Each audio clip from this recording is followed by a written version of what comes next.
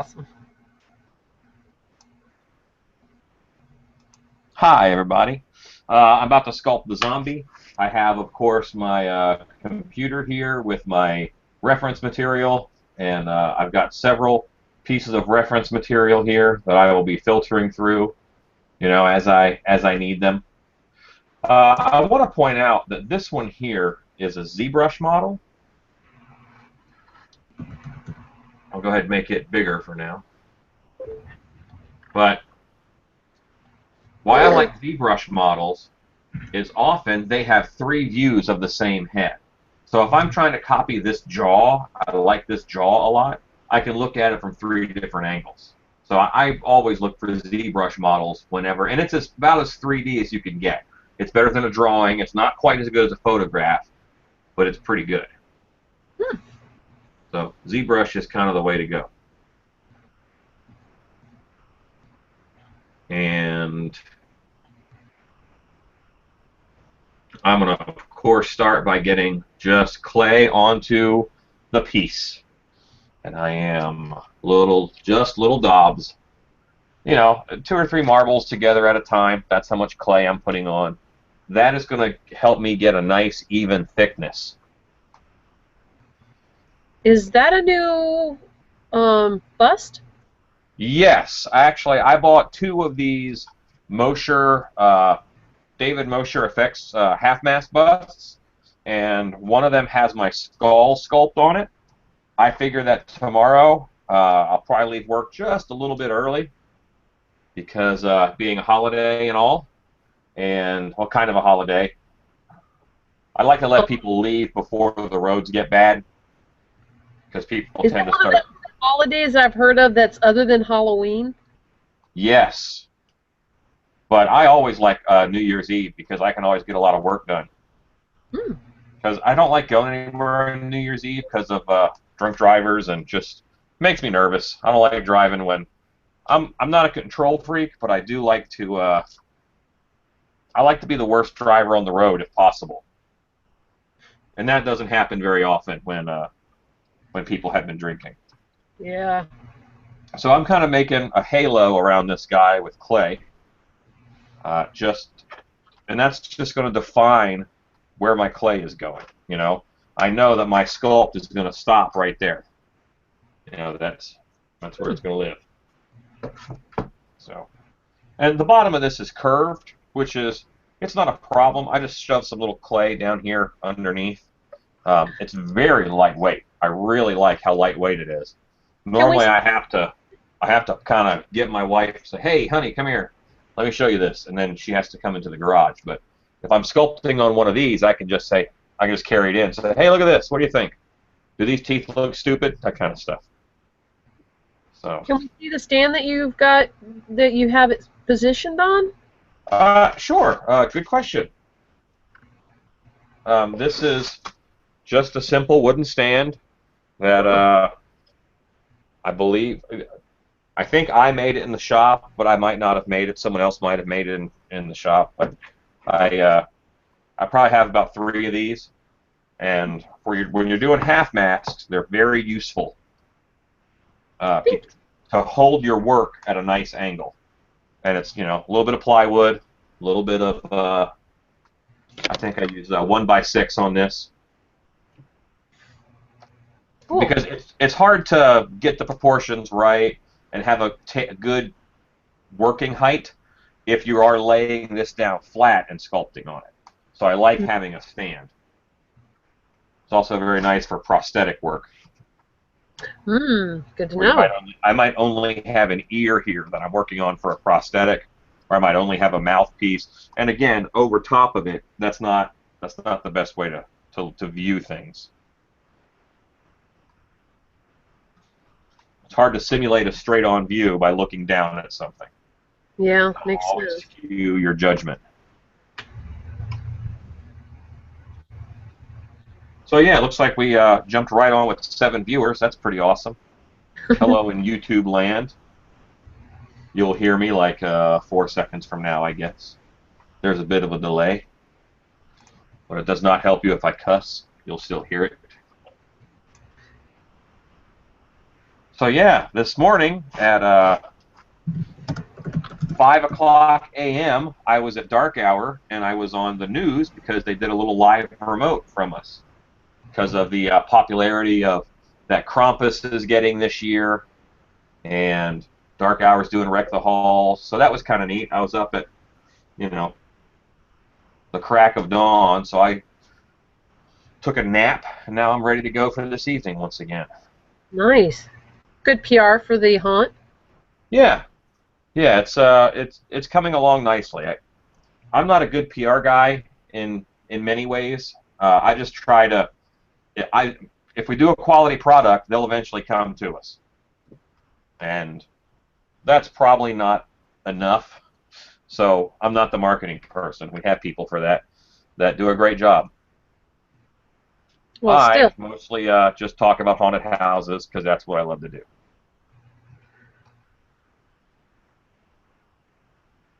So, again, I'm not trying to build up any area over the other. I'm trying to get between 1/4 and 1/2 inch of clay over everything. And you can see it's real uneven and real lumpy. It's got a lot of finger dents in it.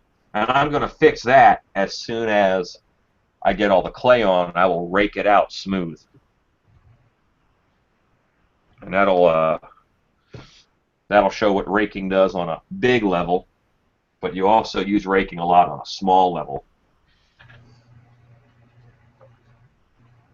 And I do want to get a significant amount of clay on here. This is one where I'm probably going to go a little closer to 1/2 inch.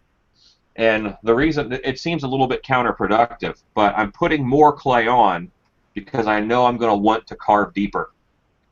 If I only put on 1/4 inch of clay, well, I don't have a lot of options when it comes to digging down and making wounds look deep, making cheekbones look really sunken. So I'm going thicker with my clay in order to have working room.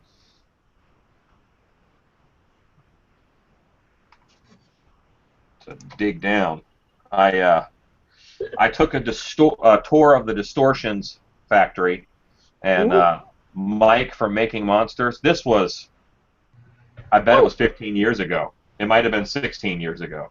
It was a long time ago. Obviously before the show Making Monsters, and actually before they moved into their current building.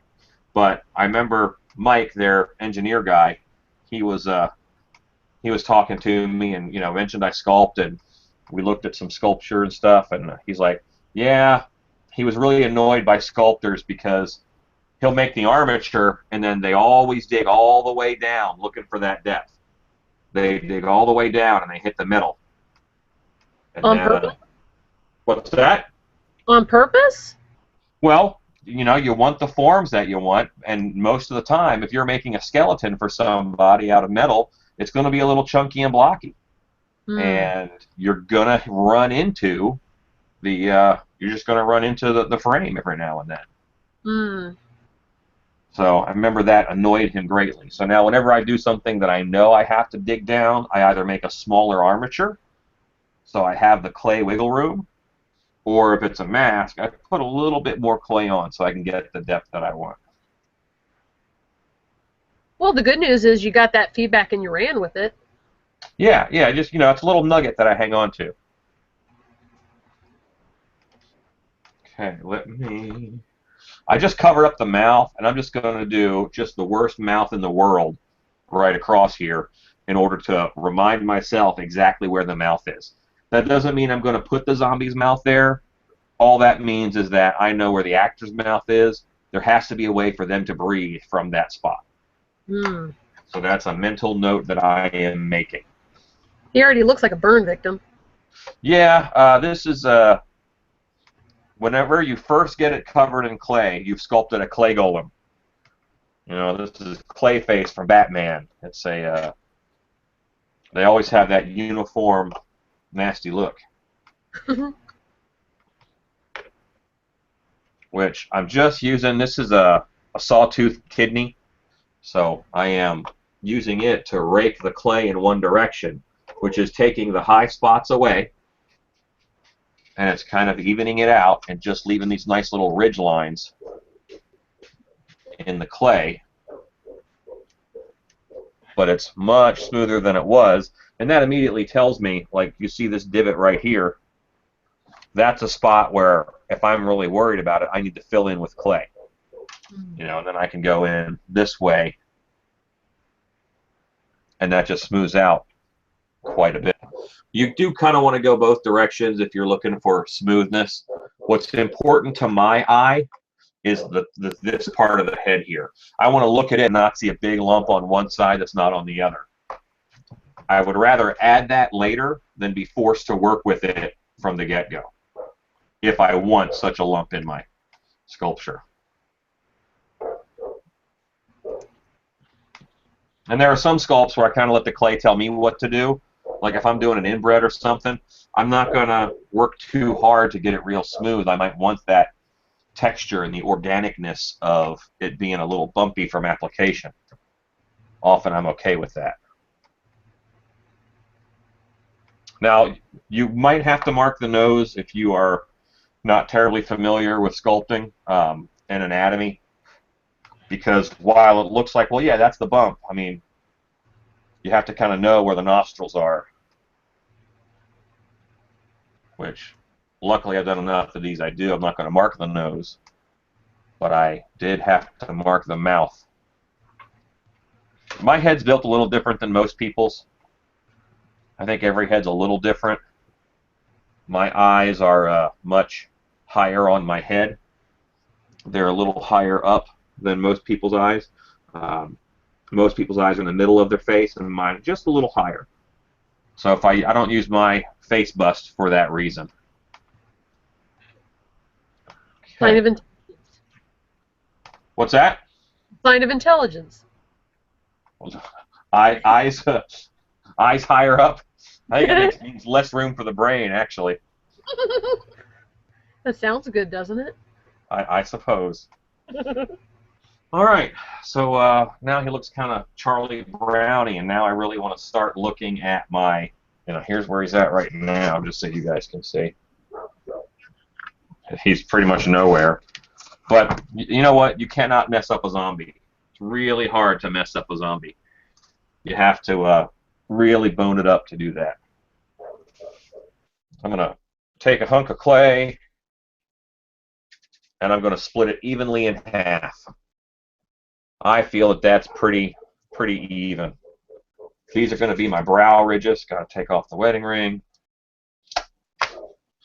And I'm going to try a little bit of an experiment and put my brow ridges a little higher than I normally do, so I have a little more room to sculpt in here.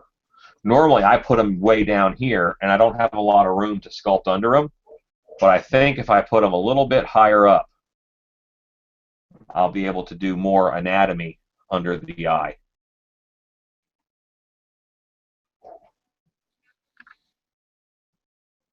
And of course, once I put on a lump of clay, I smooth it out down to the sculpture. And I know the reason why I did one piece of clay and broke it in half, that way I know both my eye ridges are the same size. So that way I know that I'm starting out with, two things are the same size. I won't have to work as much evening them up. At my reference here, this guy, his eyebrow ridges are way bigger than his cheekbones. I'm going to go ahead and just do a quick scroll through. And while I'm looking at all of these pictures, all that I'm going to check, the only thing I'm checking while I scroll through is I'm checking to see if the eyebrow ridges are bigger than the cheekbones. Well, while you're doing that, we got a couple of people that chimed in. Kim Kennedy, EDI Brat, says, "Hi, kids." Hi. And then Bruce Janzer says, "Is the bust a foam bust?" Yes, it is technically. It is foam filled in the back, but this is resin. So it's hard plastic resin. They're actually really nice busts. That's from Mosher Effects, and he does really nice sculpting busts. So I'm going to carry on here looking through my cheekbones. This one, the cheekbones are bigger, and I think when the cheekbones are bigger, it gives you a sadder look because your head kind of does this, and if your eyebrows are bigger, your head does this, and this is a little more menacing. Like this is like the V of a male, the male torso. That's a little more menacing than this, which is a little more pear-shaped in the face and a little more feminine. I hope that makes some kind of sense, but I know what I'm talking about. Or at least I think I know what I'm talking about. How's that sound? Um, yeah, so I think he just looks like a little sadder that way. So I think even though they're not all the same, I am going to go with bigger brow ridges than cheekbones. And that's those up here. Okay, and so taking a little piece of clay, rip it in half. Now I feel that's about half.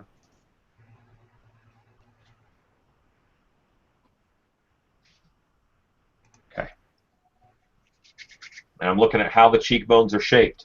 And normally, I just put a wad on here and I smooth it out.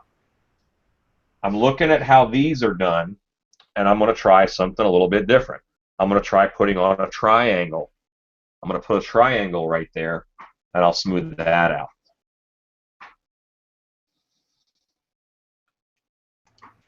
Now, what's the triangle? What's the purpose behind the triangle? Is it Well, something? often when I put on a cheekbone, it looks like a fat worm, and then I smooth it out. And by starting with a triangular shape, it's just going to make the cheekbone stronger on the outside and then taper on the way in, as opposed to being the same strength all the way over, Gotcha. which is what I normally do. And now I'm going to take a little bit here and add to the cheekbone on the inside of the face. I'm just doing both sides at once. And I am smoothing that down to make that orbital socket. So that's what really locks the eye in. It's a real Walking Dead look to have that big visible eye socket, and that's kind of it's a good modern zombie trait, you know. For a while there in the 90s, early 90s, you didn't see a zombie mask without the jaw hanging off, and that's what zombies had at that point in time. And nowadays, it's these big eye sockets, which they'll get toned down quite a bit later. But I'm just looking at my art, and that is telling me to do that. And right now, I'm just evening out my undercoat because I see that there's a little bit of extra clay on this side more than this. Looked a bit like a duck on that side. Don't want that. Okay. So I'm figuring out, I'm looking at the big stuff. You know, what is the big picture with this sculpt? Where is he? Where's his character at? I hit eyebrows and cheekbones. I love those things. I always hit them. I'm going to give him a nice chin now, which will help me get a nice jaw going. Because I'll build off from this chin. I'll build a nice jaw. Now, I just sculpted a skull. That was the last thing that I sculpted, a skull mask. So that anatomy is fresh in my mind. I highly recommend anybody who's just getting started sculpting, if you want to get good, the best thing to do is not to pick your favorite thing and try and sculpt that right off the bat, because it's not going to be the best thing you sculpt. So you're going to have a crap piece of work, and you'll be upset with yourself, and you'll think, I can't sculpt. Well, you didn't learn how to sculpt. You just sculpted. But sculpt a skull. That is a good way to go in order to learn anatomy and start figuring out where things lay. When you know your anatomy, it saves you a lot of time down the road in sculpting. Because if your understructure is good first, then it's, a lot easier for you to have a good product at the end. If your anatomy is off, it doesn't matter what your detail is. You can put awesome skin texture on a basketball. It's still a basketball. All right. So we're getting to look a little more zombie-like. And all I have done to it is I have added. I'm bending a wire here in order to get a light a little better for us. Okay, all I have done is I've added cheekbones and that jawline. Nothing else on the sculpt is done. But it's already looking a little bit zombie-like. Yeah, very menacing. So now what's next? I mean, that's the big stuff. I probably want to start defining a little more of the anatomy, and that's going to be, because it's a zombie, that's going to be taking away. So I'm going to grab myself a little wire loop tool. It's a little piece of twisted wire. This was floral wire that I twisted together. So while it pulls off clay, it also leaves little rake marks. Just little tiny rake marks. And that's going to help me go smoother down the road. And I'm going to buzz through my work here, my collection of images.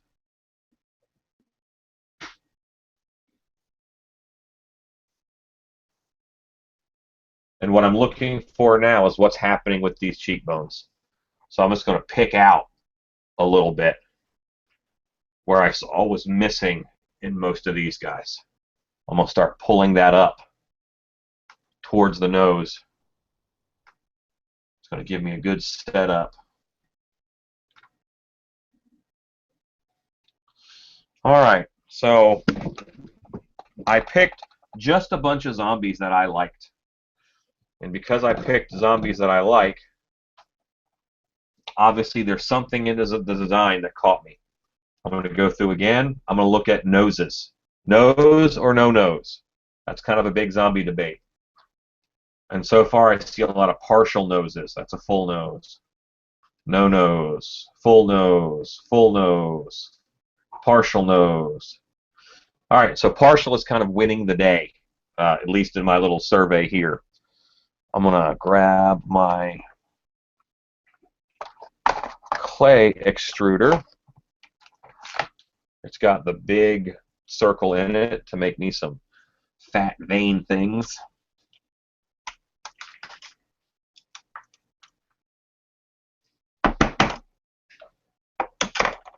Okay. And that is a Kemper clay extruder, if I remember correctly. Correct. Kemper is the company name. Yay!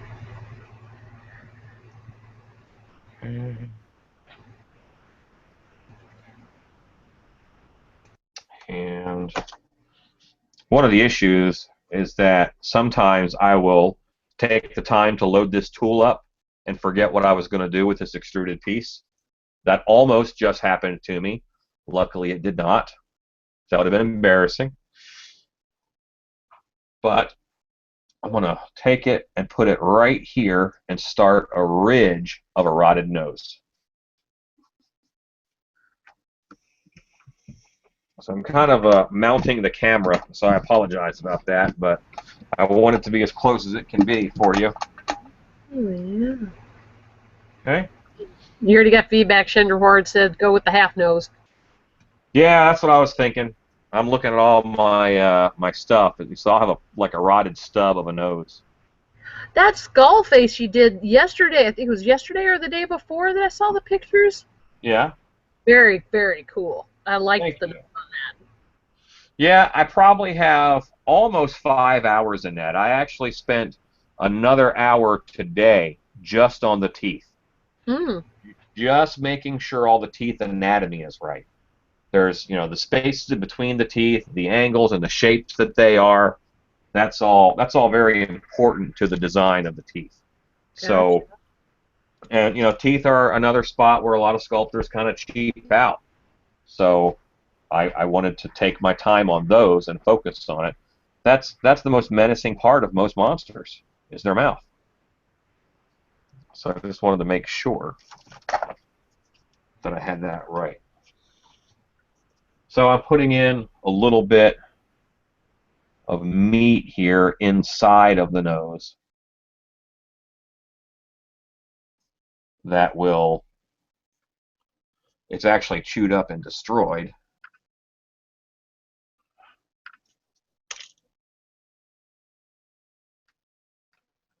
Let's see how this was handled.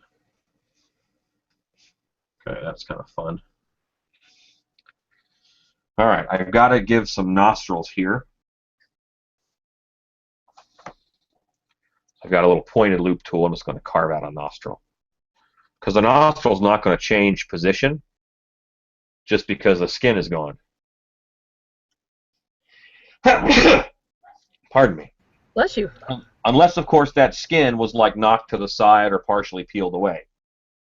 In this case, that's not what happened. Now, the nostril is mostly skin, but it's going to be represented here by the holes.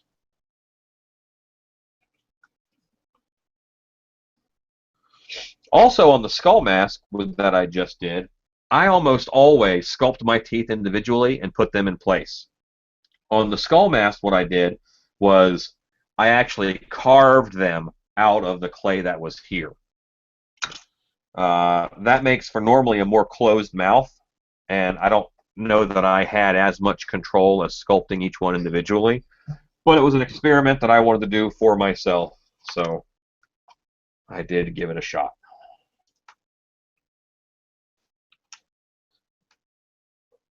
Later on I can show that. He's sitting right over there. You can actually see right behind my sculpt here, there's a little bit of green over there. That's the corner of the skull. I gave him a cone of paint so that when I mold him, he'll release easy with the clay, in theory. Now, did you post pictures of that on the Still Bee Studios or on the Latex Mask Central? I posted pictures of the skull sculpt on Latex Mask Central, actually before I altered the teeth. So there is some on there that is the ones that you see online are not 100% accurate. The teeth are better now. Because it bothers me and it just popped into my head, I'm going to throw on some neck muscles here. I think that zombies have necks, you know, neck I think is one of the first places you're going to lose that fat. And a good skinny neck on a zombie is nice. So I'm going to hit these two main muscles that I think would show up running down the sides of the neck, laterally, I guess. And I just want to hit those real quick so that my zombie has a little neck game going on. Because while I'm working on something, I don't want to focus on any one area. I try to go by whatever the most distinct features are. So, and the neck on this piece is actually pretty distinct. You guys only kind of see highlights of it on your screen, but I'm hitting all the points that are major points. And I'm doing that because I'm bringing this into focus slowly. I don't want it all at the same time to just pop up. I don't want super detail right here. I'll have to go gingerly around it or recreate it somewhere else. I'm going to do a rough block out on the teeth.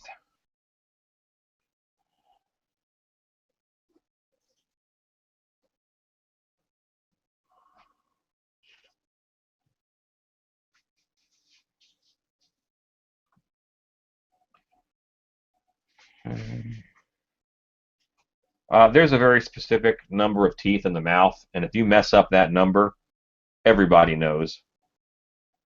Tom Cruise. A lot of people didn't like Tom Cruise when he started working in Hollywood, but they do now. And that's because he had his teeth fixed. He had great teeth, but they were misaligned. So he had one tooth in the center of his skull, and that was just enough asymmetry to freak people out, just a little bit. So he had the surgery, had it done, his career kind of skyrocketed. Are you going to Google that, Christy? It looked like you were jumping on your computer to look it up. But yeah, look it up. There's some very interesting pictures there. Yes.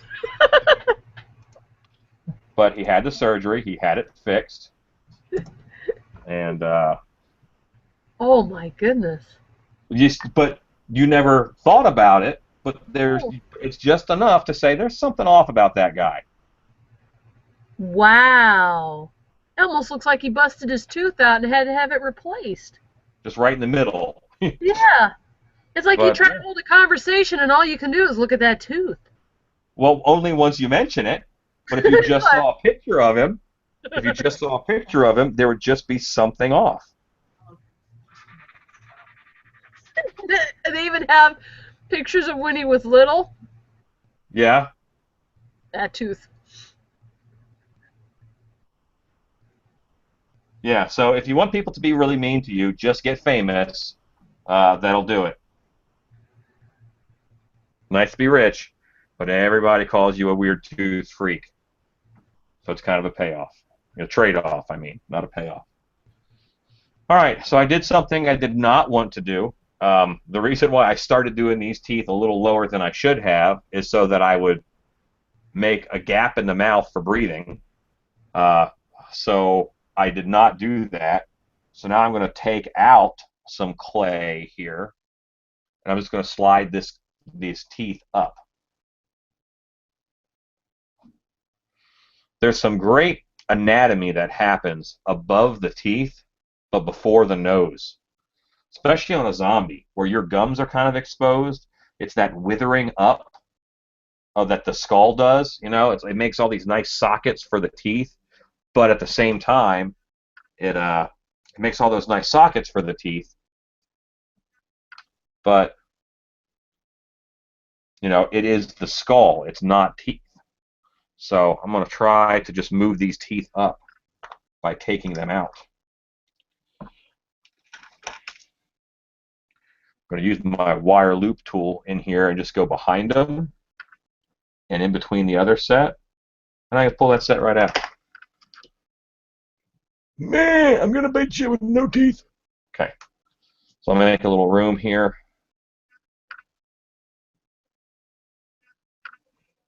And I'll butt this right up against the top, which gives me a little bit of a gap so that the actor can breathe.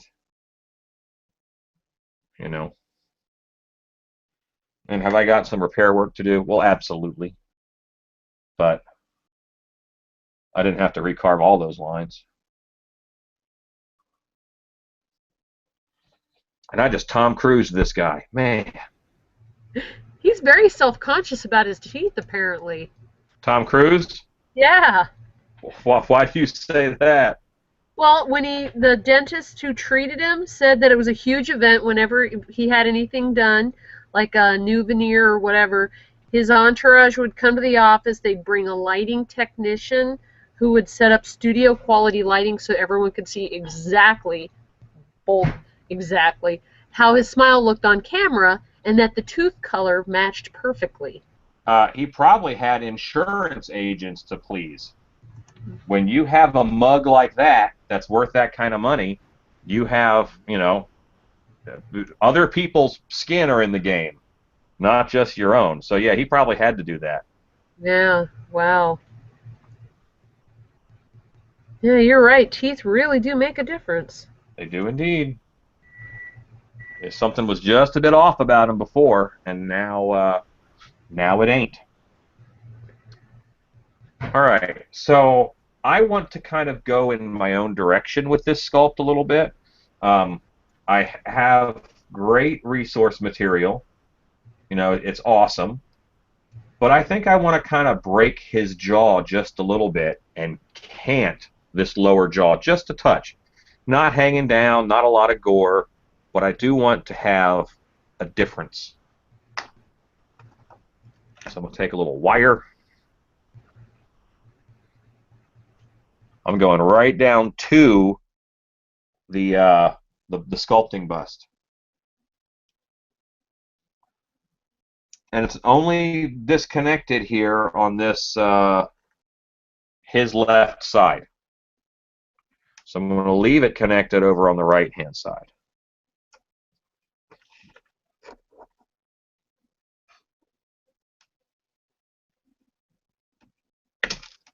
Okay, here we go. While you're doing that, oh, got a couple of questions.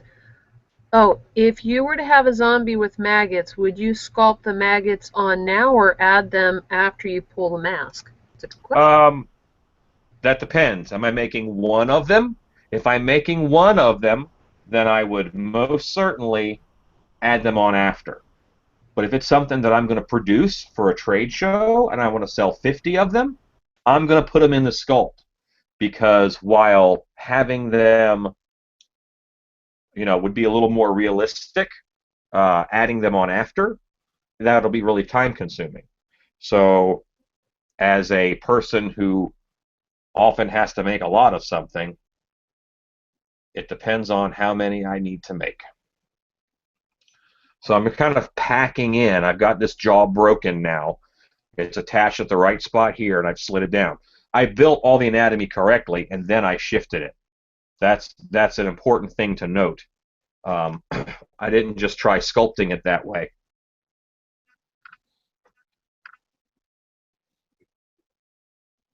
Now, are you going to add clay back where you've removed it? Absolutely, I'm doing that now. Oh, And what okay. I'm doing is I'm packing in where it's sitting away. I'm just taking a little piece here, and I'm using my tool to pack that in.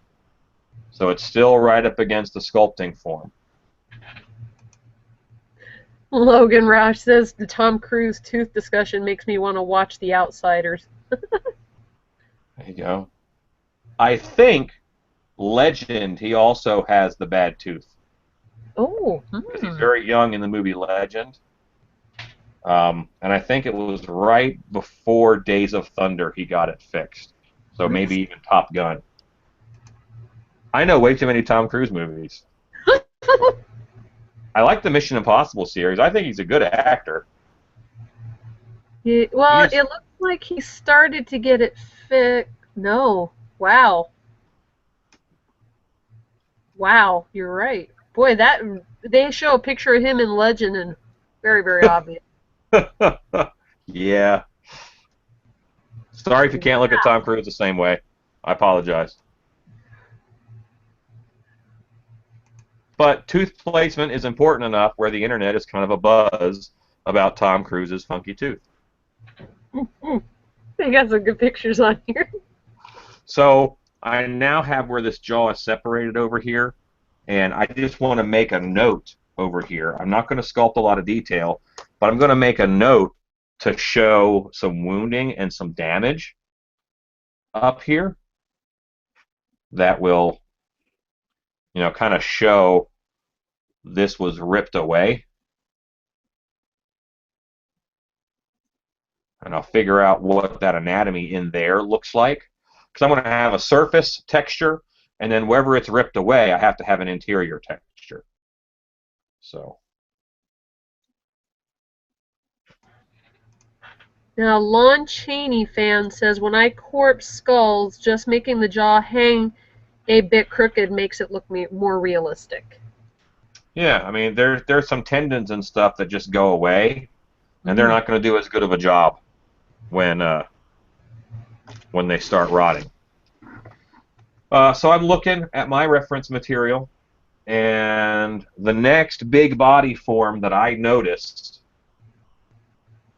is ears. So I've got to start putting ears on.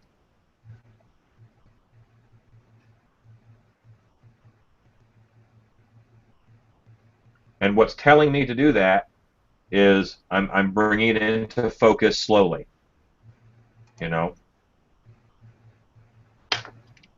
So here we go.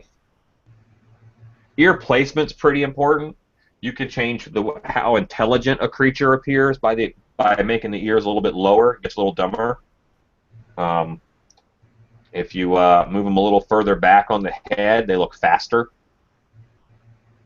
I know that sounds a little silly, and it probably is silly, but I like to. I'm going to do both at the same time, and I'm going to put the clay exactly where I want the top of the ear to connect to the head, which is right about the same level as the eye.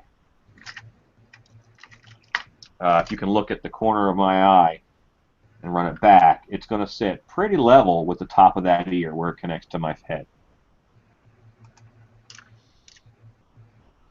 Everybody's head's a little bit different, but I'm going to go general here. And with my thumb, I put a ball of clay there. I mush it down into the sculpt. I now have very rudimentary ears, but I can sculpt and peel this clay out.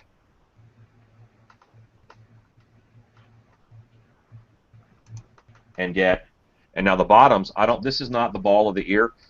I'm going to just bring this web and blend it right in with the sculpt. Okay? Because I'm going to take another little ball for both ears. Again, take one piece, make it into two, take a ball, mash it in my hand so it becomes like a disc. That is now the bottom of the ear. So it's my easiest way to do ears. Do kind of them in two pieces. And I'm not going to worry about the specific ear anatomy now. I had to make those notes. If I detail the ear right now, it's going to make the piece be out of focus. So, but I'm just going to blend the edges down. And I'll probably carve an ear hole right now. While you're doing that, and this is probably the last time I'll say anything about it, looks like that tooth was taking over his mouth. It was getting bigger, the one tooth? It was just kind of like... It reminds me of when Dr. Evil was looking at that mole on Austin, one of the Austin Powers. Is it the third Austin Powers movie? Oh, I don't know Austin Powers movies very well. Oh, for shame! Yeah, there's no monsters or sword fighting in it, so it's just not my thing. Ah, gotcha. And then Paul Fry says, "Hello, all." Hello, Paul Fry. So I'm working on a zombie. And because we'll probably get this question at one point, what type of clay are you using? I'm using water-based clay, of course. That's what I almost always use. Now I'm going to move this just a little bit here. I got to try and find a sculpting tool. Earlier this week I had my kayak up on my big main table. That's why it seems a little bit cleaner down on that end behind the computer. But to do that, I moved all my sculpting tools over to one side. And I have to find some of my sticks that make my wrinkles and stuff. My popsicle sticks and tongue depressors. They're here. I know it. All right, so there's one.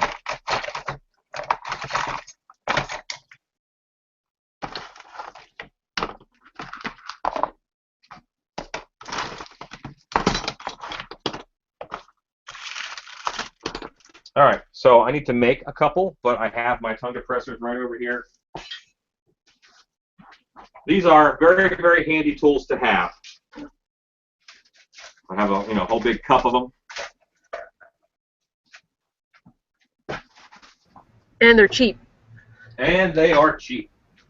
Like 500 sculpting tools for like 10 bucks. I'll take it.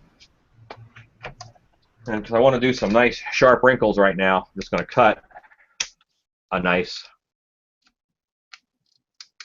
sharp point.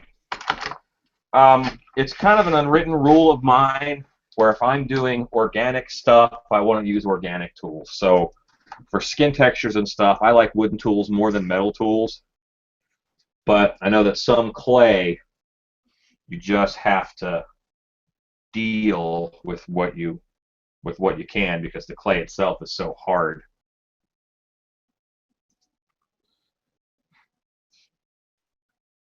Where's my biggie lines?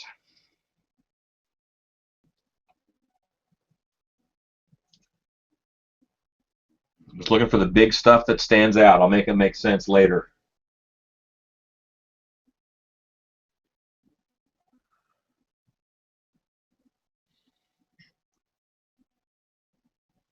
Okay.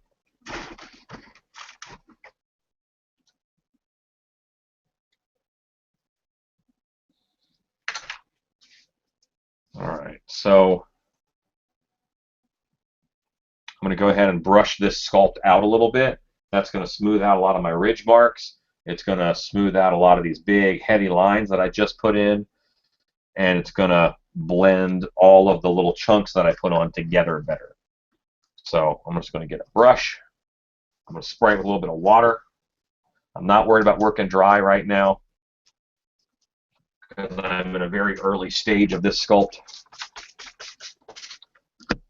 I'm going to get it nice and wet so I can brush it down.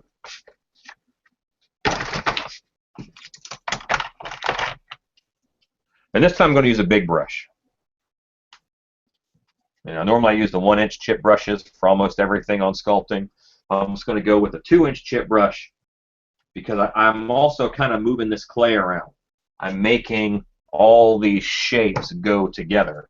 And that requires a little bit of force, a little more friction than I might get. And you just get a build up on your brush every now and then, so I clean it off on the table and go back to it.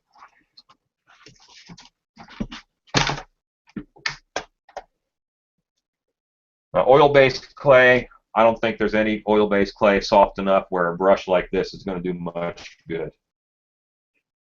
So if you're an oil-based clay sculptor, just pretend I'm working feverishly with a wire brush. I see a lot of unevenness and lumps in the head here that I want to get rid of. So I am using my kidney tool to scrape it smooth. So usually you use a wire brush if you're using an oil-based clay? Yeah, it needs to be stiffer. Oil-based clay is firm. It's very firm. Gotcha.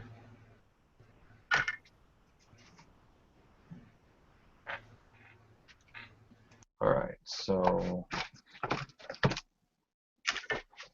have a little tub of water behind me. I'm going to just get some water on this brush.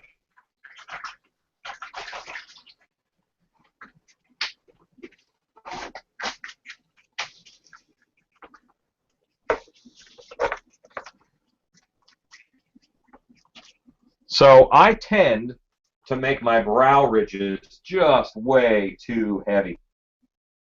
And it's kind of an annoyance that I'm that bad that I do it. And I do it every time.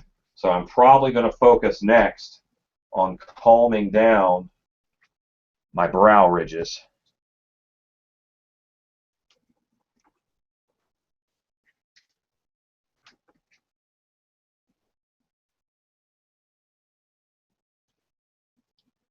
But you can see how this is making it just more homogeneous. It's making it more of all one piece. Making it look like it goes together.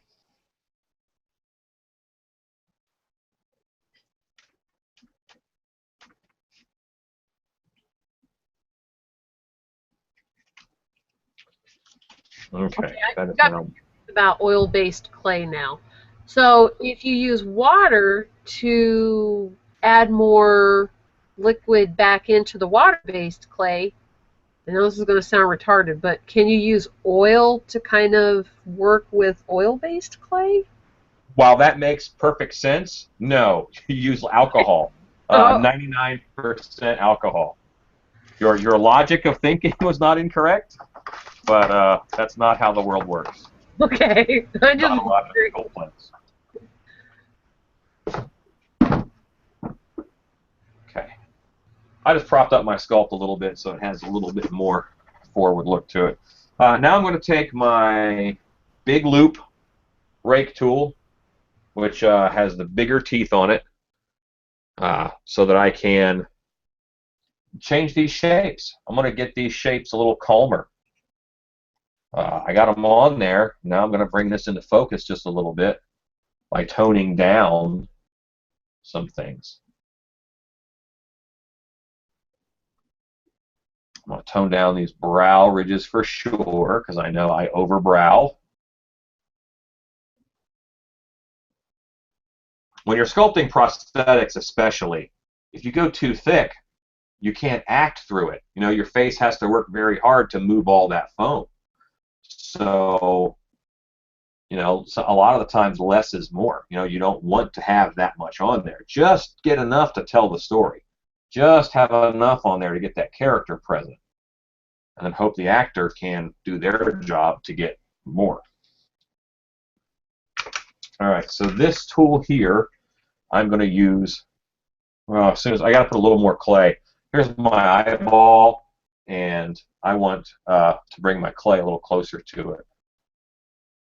I'm probably going to move a lot of this out, but I want to have the material there to work with.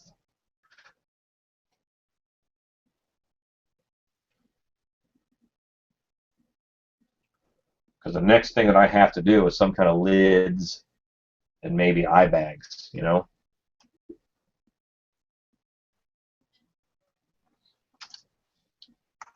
This is a popsicle stick cut at an angle. So one side is going to be, you know, a nice flat look, and the other side is going to be nice and angled.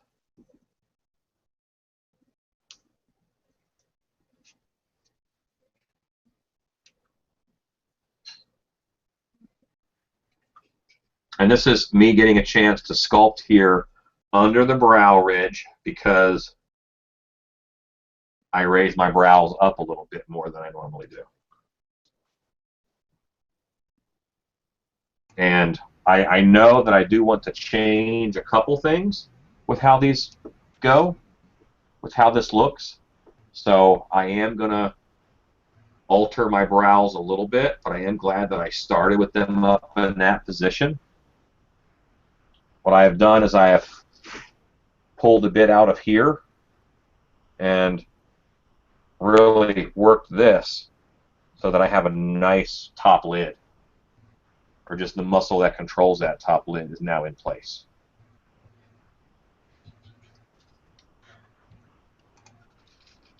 And Bright and Falcon just posted, where's the best place to post questions during the live hangout? Is it here on YouTube? I don't see a place for questions in the Hangouts window. If you can post them either in the comments down below where you just did, or in the Hangout on Facebook, I'm checking both. She means Haunters Hangout on Facebook if you're not a Haunters Hangout member. And if you're not a Haunters Hangout member, you need to be. Yeah, what's wrong with you? That's how I say it. No, yeah, Haunters Hangout is a Facebook group, and I did an announcement on my YouTube page, so I might have some YouTube folks watching. But mostly Haunters Hangout is where I announce these. I posted one on Built Bee's Facebook page too. You're so awesome. Thank you very much. You're welcome.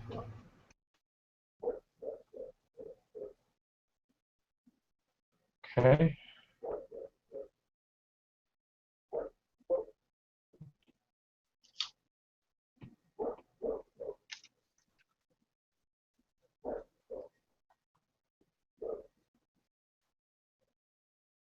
All right, so now I've got my eyes carved in a little bit. I'm probably going to start doing some of the shapes here for the mouth. Meaning I'm just going to pull some clay out where these valleys go for the teeth in the skull. Because there's like a peak, a valley, a peak, a valley, a peak, a valley. It's right on top of each tooth is that peak.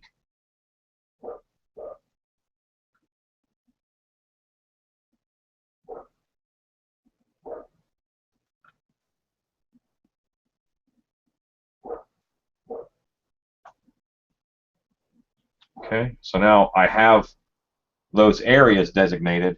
Now I'm going to take, this is too narrow, I'm going to make a fatter tool, and I'm going to finish up those valleys.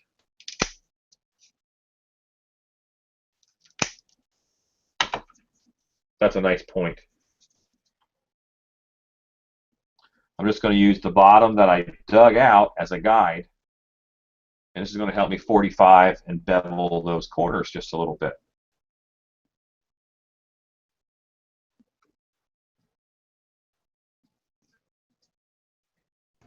What would you say your favorite tool to use during working with the clay is?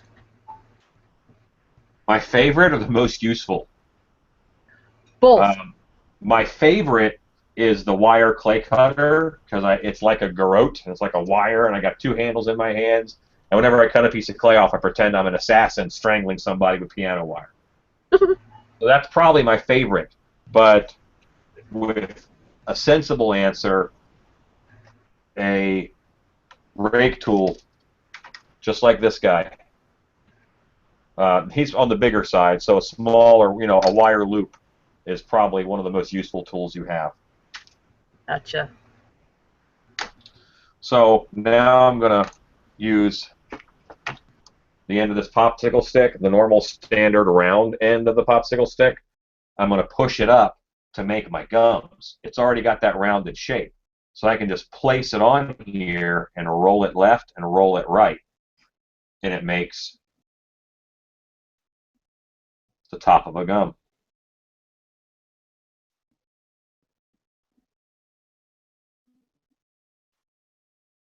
Let me show you that up close because it's awesome. I'm holding the camera in my teeth.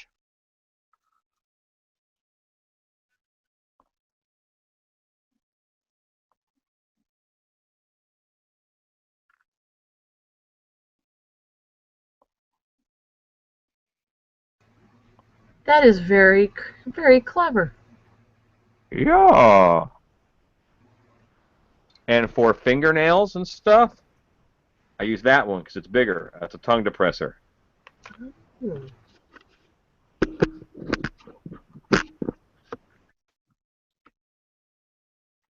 Okay, I'm going to go and do the bottom teeth, and I'll have a tendency to want to do them straight up and down, but this jaw is at an angle, so I have to kind of remember that while I'm doing these. And I'm kind of pushing the stick in just a little bit to tuck the bottom of that tooth so it looks like it goes down into that socket. Any chance you'll do a mask making class at Midwest? I will say there's a decent chance of that. I should probably contact Ben and do a mask making class. I bet I could work out something where it'd be reasonable materials and we could do it in it'd probably take 2 or 3 days. You do a 2 or 3 hour class each day is the problem. Yeah. But it does take some time. I can knock out a sculpt in 2 hours, but most people cannot. Well, we will be signing up for that.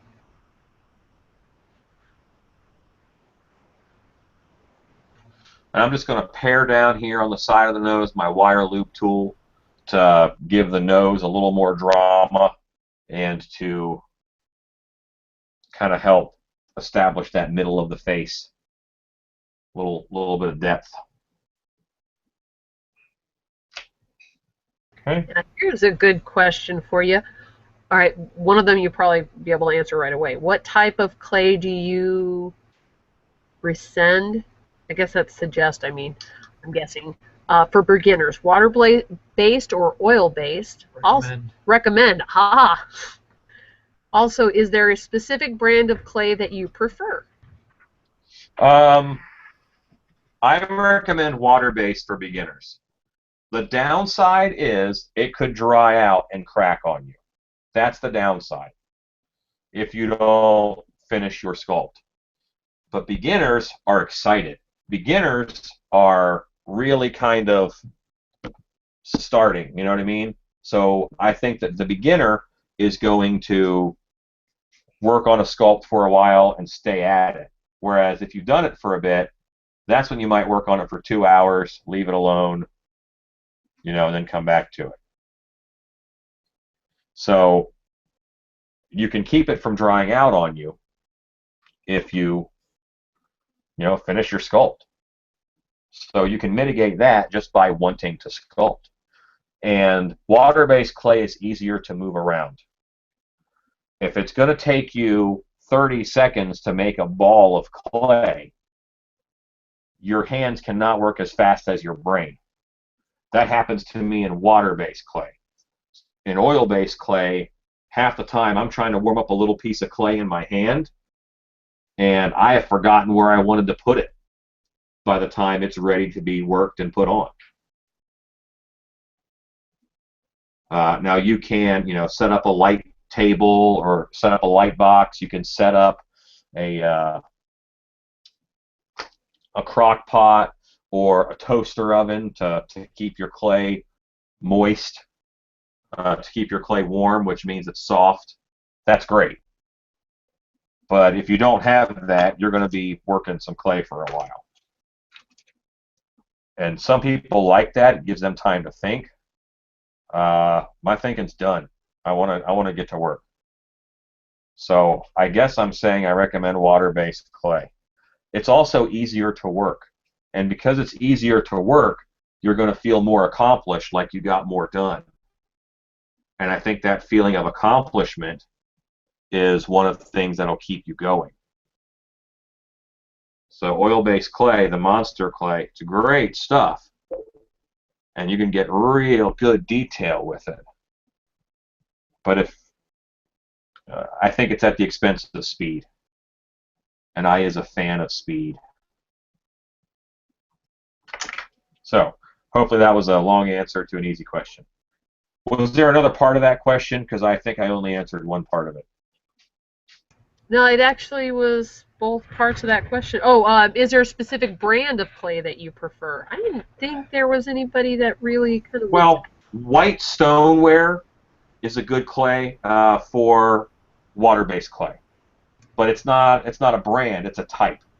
So that's sort of what I recommend. Gotcha. For oil-based clay, I like monster clay. I like monster clay a lot. I think somebody was selling that at Midwest a few years ago. I am sure there are. I can normally get mine from Monster Makers or from Biddy Mold Supply. Okay, looks like, and darned if I can't remember how to say his name. Oh, that's fun. Imler Effects. For a mask that has burns on it, what is a good painting technique for painting burns?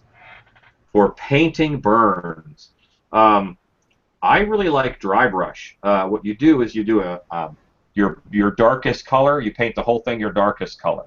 Then you dry brush with a medium color. Then you dry brush with one more color and just add a little bit of white to that color each time, and that'll give you a lot of depth. And then you can make like an antiquing liquid out of like a dark brown and put that down in between everything and wipe it off once the other paints are all dry. And that just gives you it gives you a lot of depth to your paint job.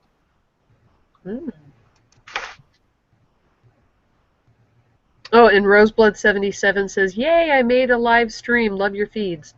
Hello. Oh, thank you. Thank you.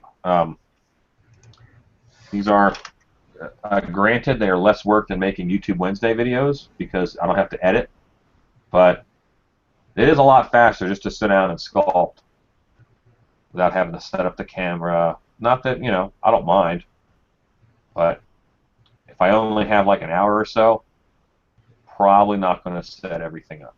Yeah.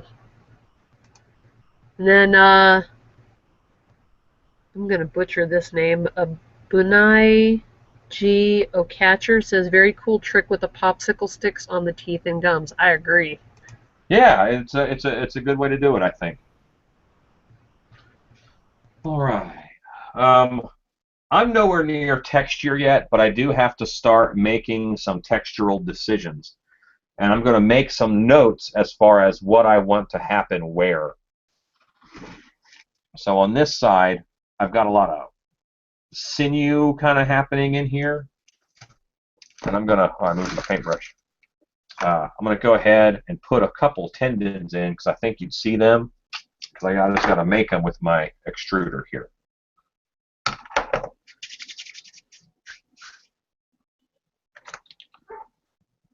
And John Summers here. He says, "Hi, Alan and Christy." Hey, John.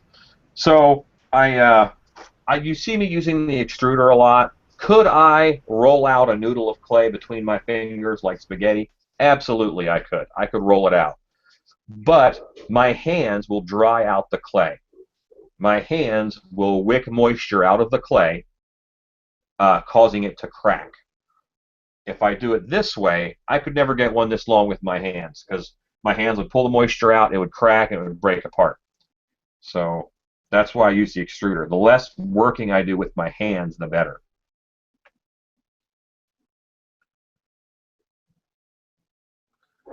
And I am going to take a little wire loop here and make a chamber for this tendon.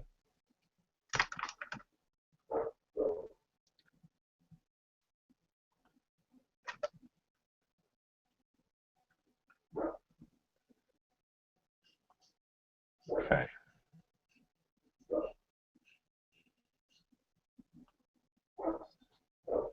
All right, so just a little bit, just some pieces here to remind me that I want to do some sinew and some stuff that happens right there.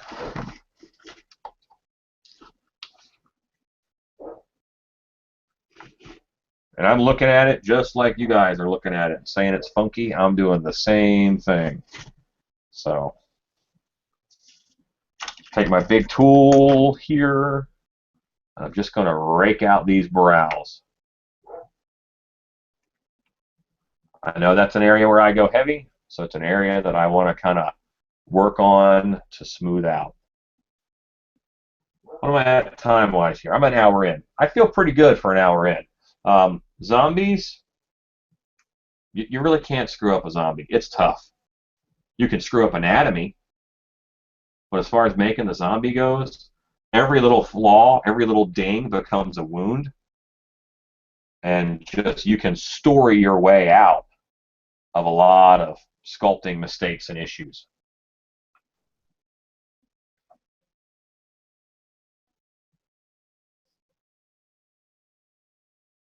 Kind of digging in a little bit here.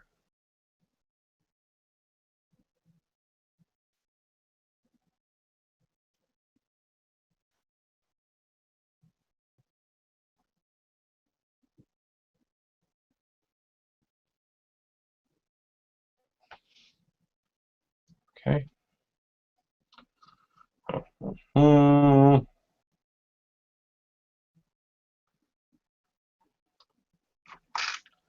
Going to get myself a little cup of water close by so that you guys don't have to see me leave any more often than you have to.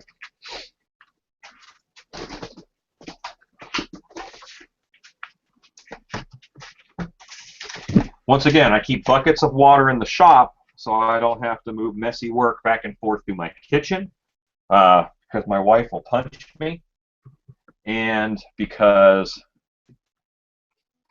I don't want anything to clog up my sink like clay or plaster would be really great at. And if we're ever at a trade show and you do see my wife punching me, please call for help. She is tough. I'll know you did something really bad. I'm not calling. Which Hey is now. very unlike you, Alan.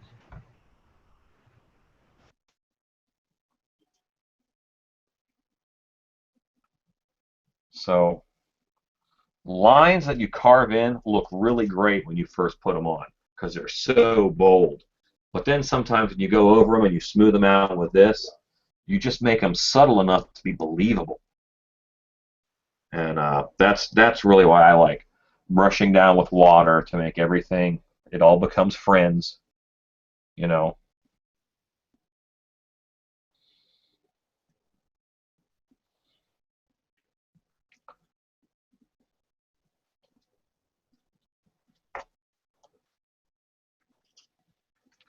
Yeah, I think this guy's coming along pretty good so far.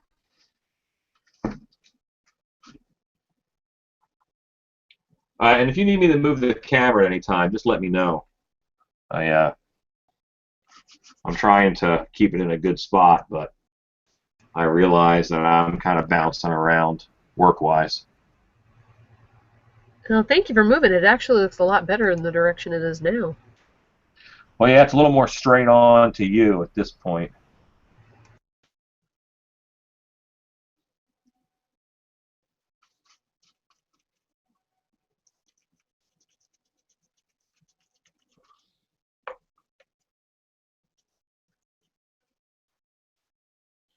So you guys won't be able to see this, but it'd be really hard for you to be able to see it. I just where I joined that ball with the ear on, I haven't blended that clay very well. So I'm just going in with a tool now and I'm marrying that clay together. I also see some pits over here. Well, like I said, it's a zombie, so I don't mind a couple of those, but I am going to fill in the ones that I can. Just little pits in the clay where those pinched pieces that I put on didn't quite match up or meet up. I got a bad one over top of the ear, so I'm going to go ahead and fill that in.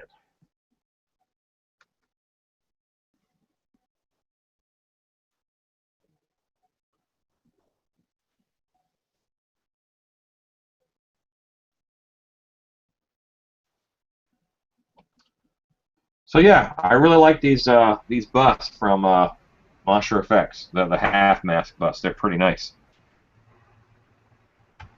They seem pretty nice. For some masks, I prefer the one that I always sculpt on, which is it goes all the way down, and I'll make more mask than I need. This one is really set up to make just enough mask. You know, I'm not going to have a lot of spare in the back. That means I'll save on latex, but it also means that I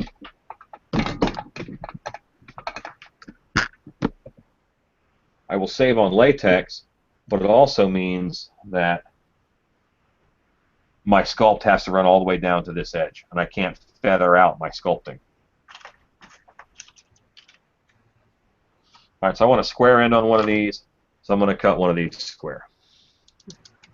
Now here's a really good question for you.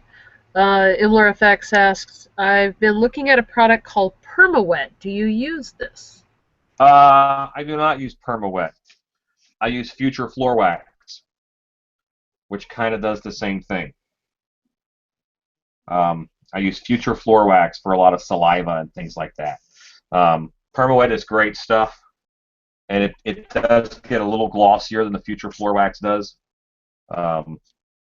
I will also, once I'm finished a mask, if I want the whole mask to have a bit of a sheen, Armor All. Armor All is made to protect vinyl and latex.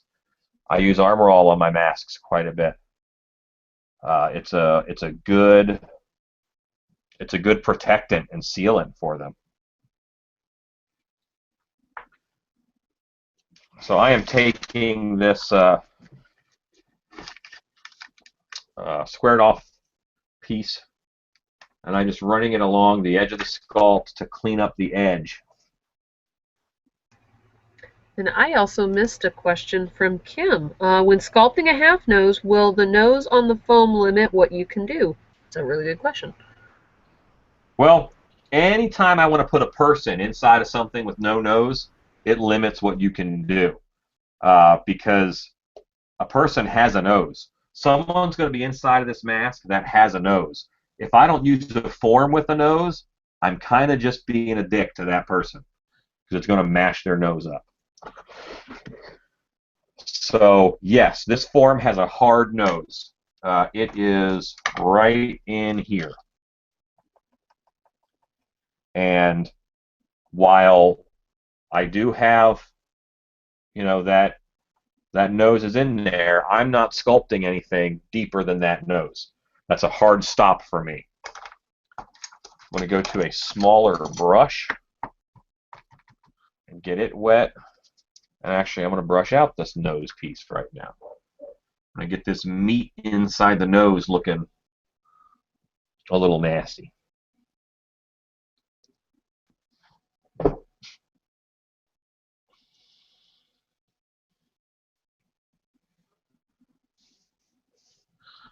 So I'm going to use a little bit of this that's already done, roll it out a little bit thinner, and just do a little bit. See how that cracked so easy? Was a crack in there. That's because it just sucked my hand just sucked the moisture right out of it. But I want to bring this across, and that's going to be just a little piece of skin, kind of like a leftover hunk of lip. I'm getting to the point now where I can't put on details really, but I can make notes for where those details will go.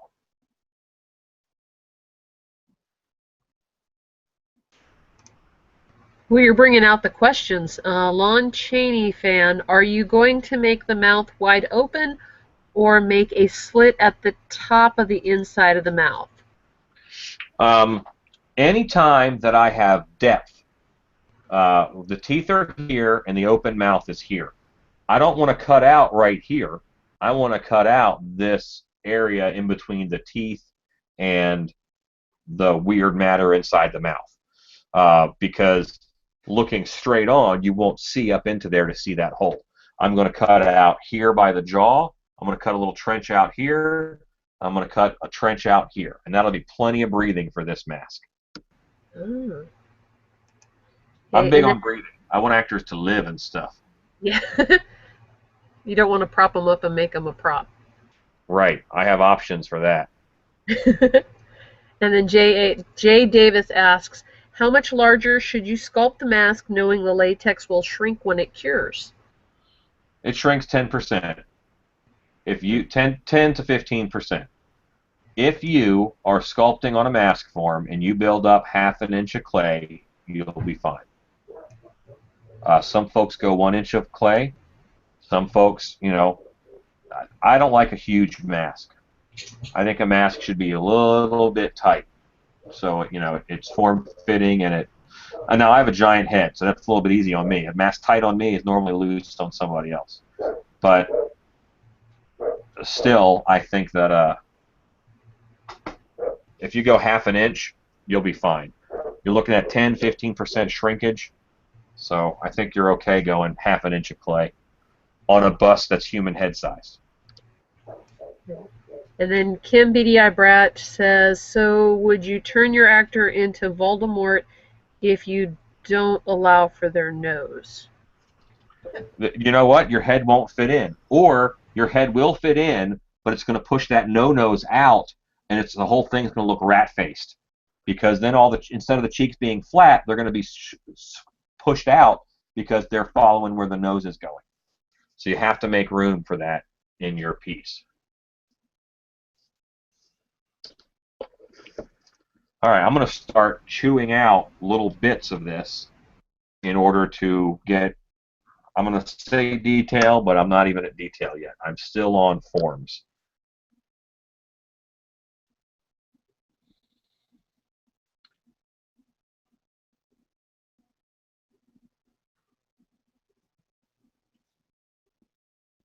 And somebody already missed the awesome job you did on the teeth.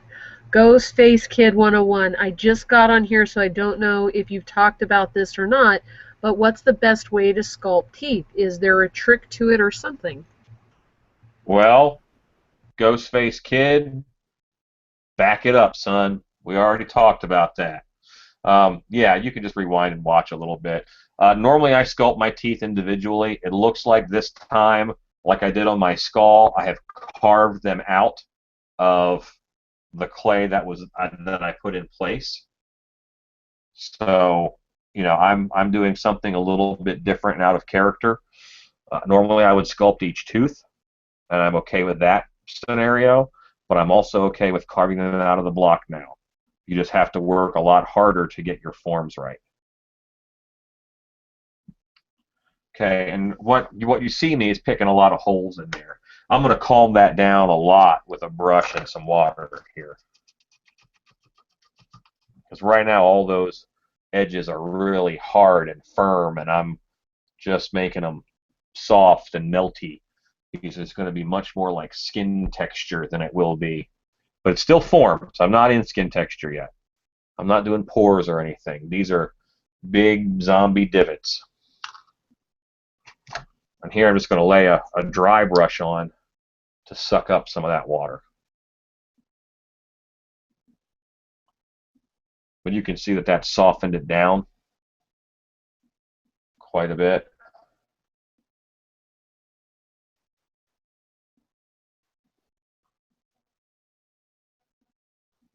Okay. Now, I don't want the whole thing to have the same texture, so I'm probably going to move now and do some ear, I'm working on the ear structures and forms.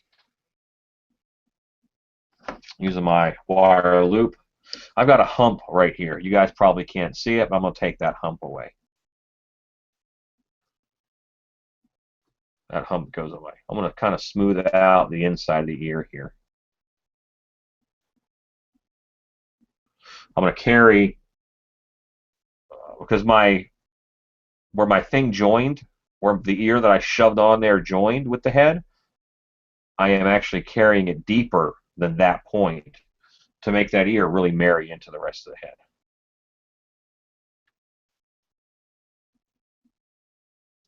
A little bit of clay. There is always a Y and a fish hook. Your fish hook is really started by the rim of the ear. So this is part of the fish hook that comes around, but there is a little triangle that happens right here. So I'm going to put that on, and I'm going to blend it in with my little. This is shaped kind of like the end of your thumb.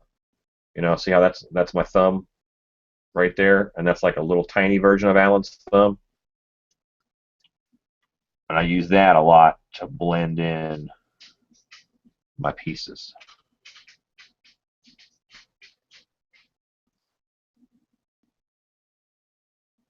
And that does leave me with a little series of dents, but when I brush it out, that little series of dents goes away.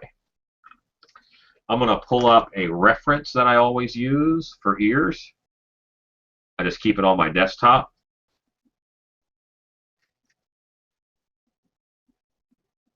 Look, there's a solitaire game I was playing.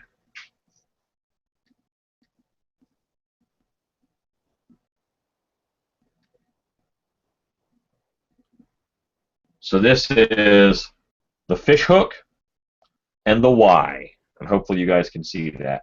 And I'm just going to use this as a reference while I. You know what? I'm actually going to load up. I'm going to do my Y with my clay extruder. Because why not? They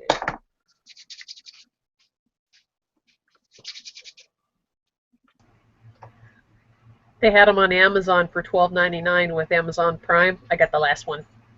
Oh, you big old jerk. Well, they've got other ones on there. They're just a little bit more expensive.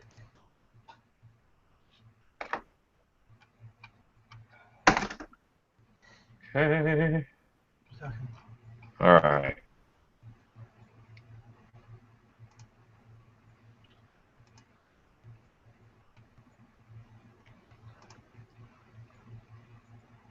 Oh.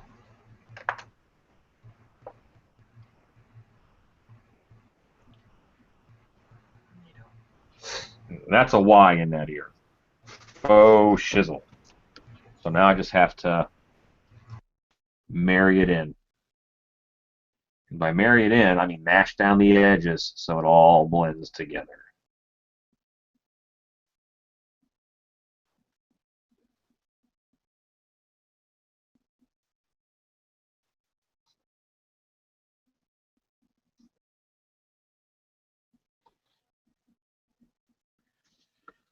And now I'm going to use my loop tool to just pull the top of this ridge of this Y off. I am going to leave, go back to this.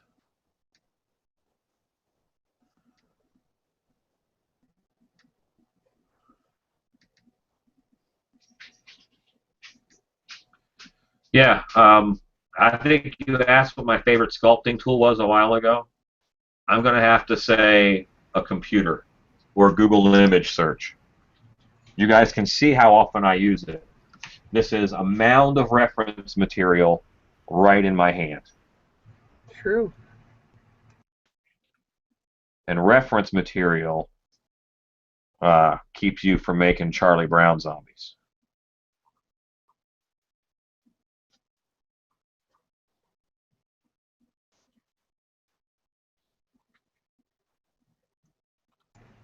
Another question from Ghostface Kid. When sculpting, how can you make something look dead and rotted compared to sculpting something living? Uh, Fullness. A living thing is full. It's flush with fluid. If you make it dried out, it's looking. If you make it, give it a cracked skin texture, that's going to make it look a little bit dead. If you can make it hollow those cheekbones out, it's sunken, it's desiccated, it's dried out, like a spider sucked all of its fluids.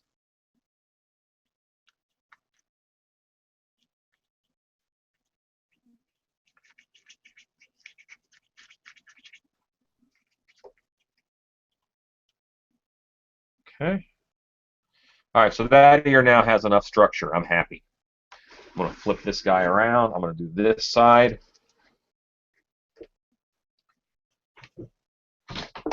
Got to kind of move my leg a little bit because of the tripod.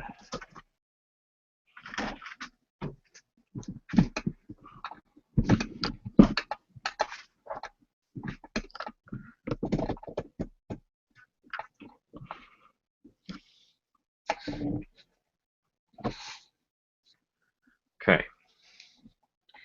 Once again, I'm taking my wire loop tool. I'm just smoothing out the inside of the ear.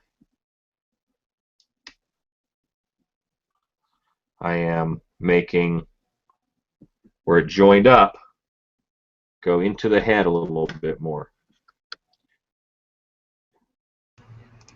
Now, Kim asked, are the ears a little low, or is it my perspective? Top of the ear. You're looking at the angle, I think. There's the eye. There's top of the ear.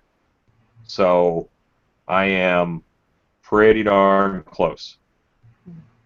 If anything, yeah, I'm on.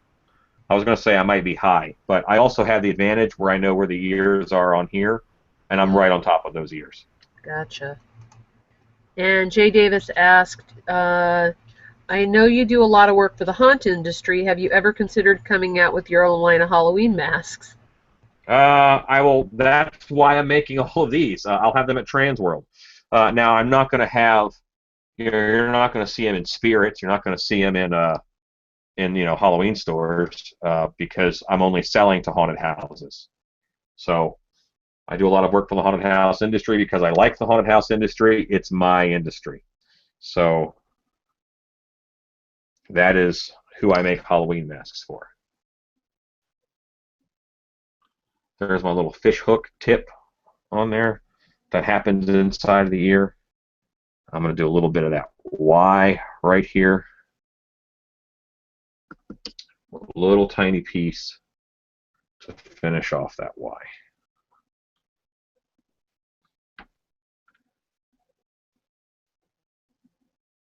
There's the Y and the fish hook. Fish hook comes all the way around. Get my little tool, marry it in.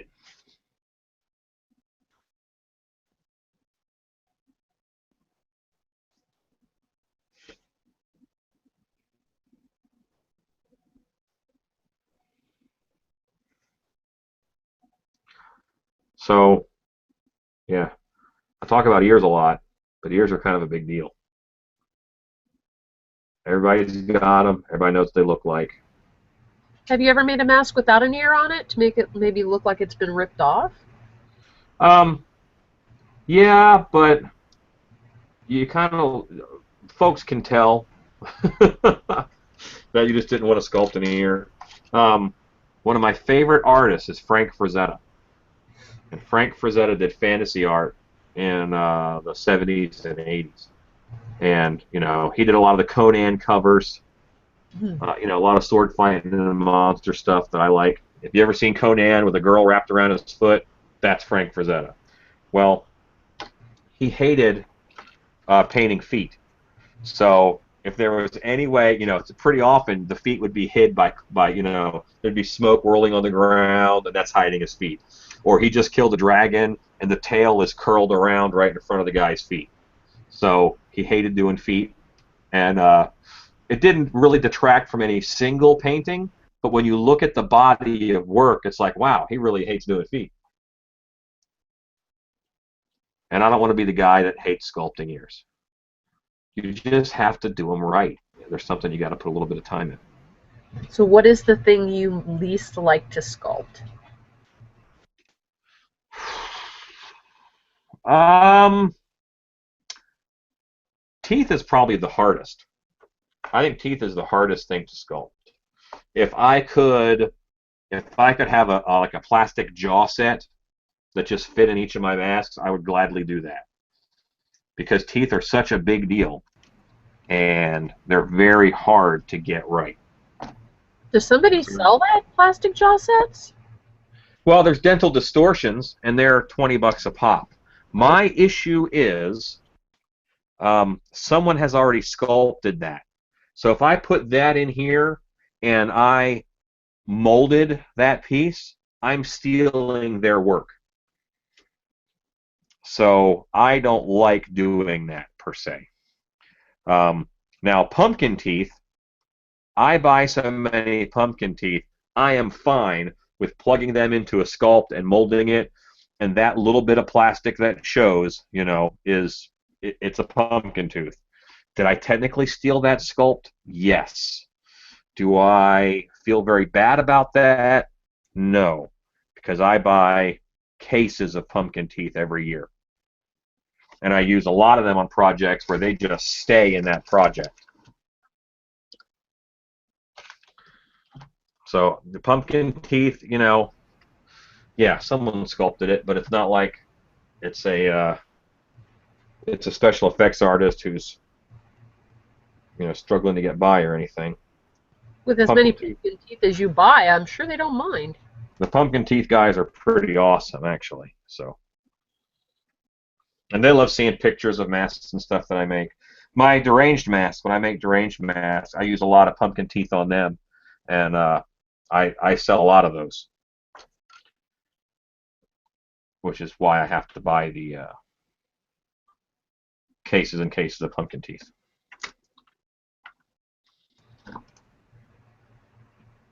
Now, Matthew Knapp says are you planning on casting this in latex or silicone? Oh, latex. I think the silicone market is a little bit glutted, and I think that there's lots of companies that are out there right now making great silicone masks, and I don't have to jump out and make mediocre silicone masks to compete with them. I think there were 2 companies making latex masks at Transworld this year, and I'm going to make it 3.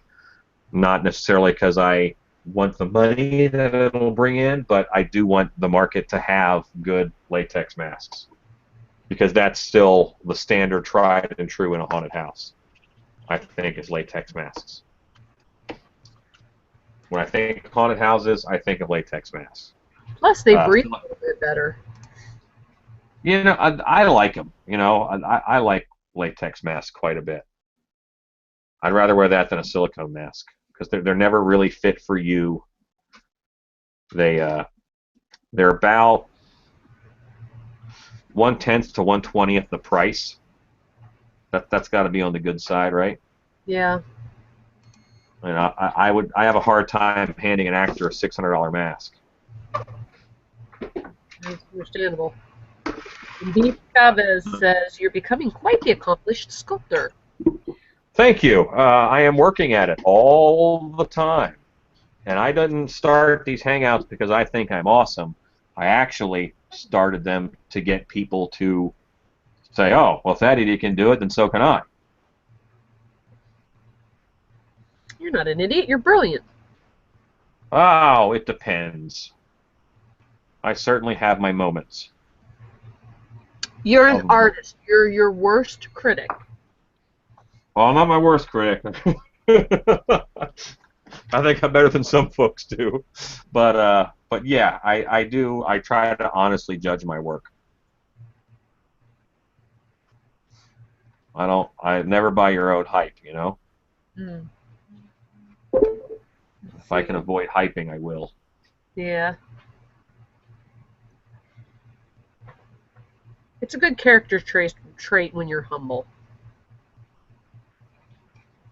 It's also good for karma.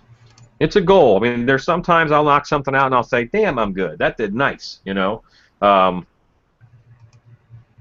yeah, I think you're in a position to see your flaws, and you're the first person to be able to see your flaws. So if you do not, you have missed an opportunity to improve. Very, very wise. That is something I would not abide. Ooh, Missing out. Imler FX. Looks like he bought a bust too. Oh, awesome. Says, I love my Mosher FX bust, but I think it would be better if the bust ears weren't curved downwards. I've never noticed that. Yeah, they kind of bend around a little bit, but it's not a big deal for most of the masks that I make. Again, this form is good for some, and my other form is better for others. Now, this is interesting. Ghostface Kid.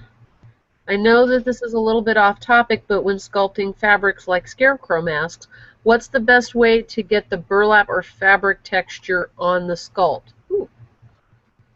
Press a piece of burlap into the clay.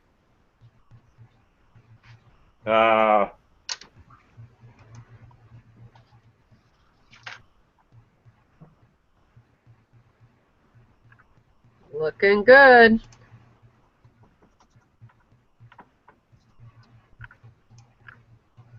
Oh. Now that's technically a negative, but it really gets the idea across.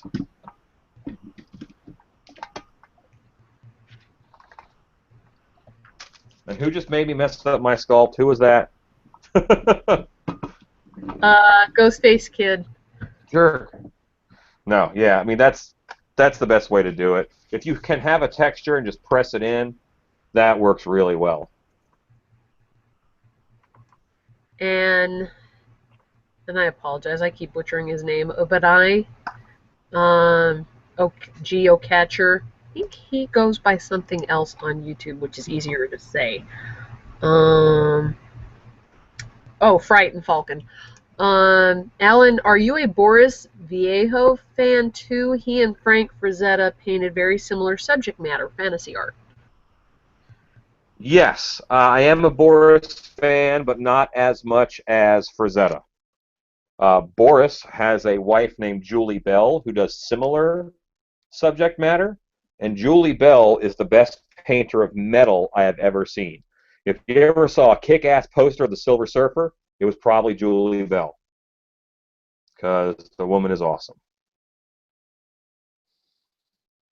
And she's beautiful, too. I think she started out as one of Boris's models, and then she just ended up like, hey, well, I'll try it, too. And then, you know, she now does as much work as he does.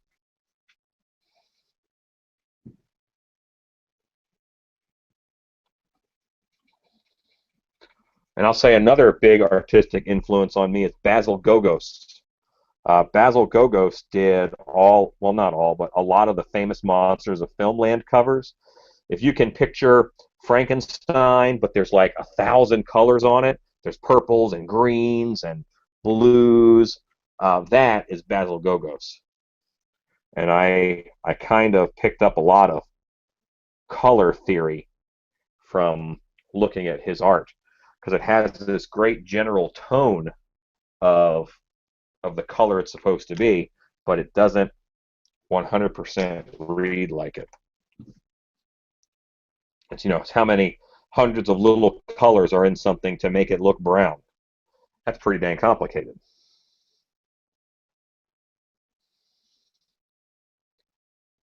And you know what? Bob Ross is a badass. Different field, but the man knows what he's doing.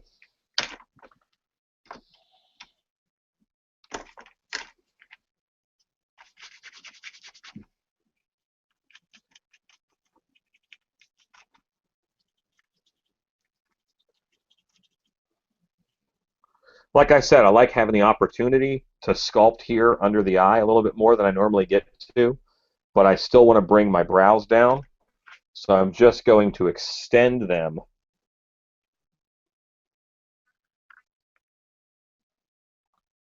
so he's a little meaner.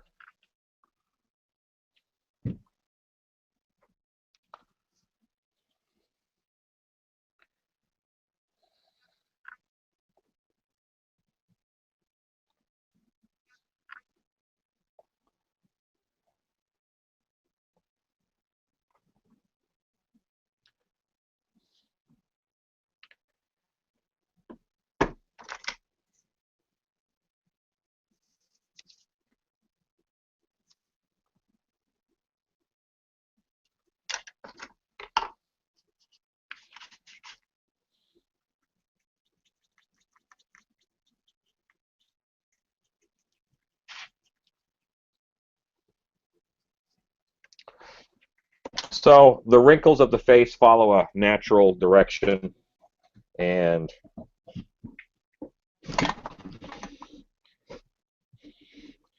I'm going to try and mirror that direction as I just really quickly put a few kind of wrinkles, but really placeholders for wrinkles in. This is sort of the way these wrinkles go.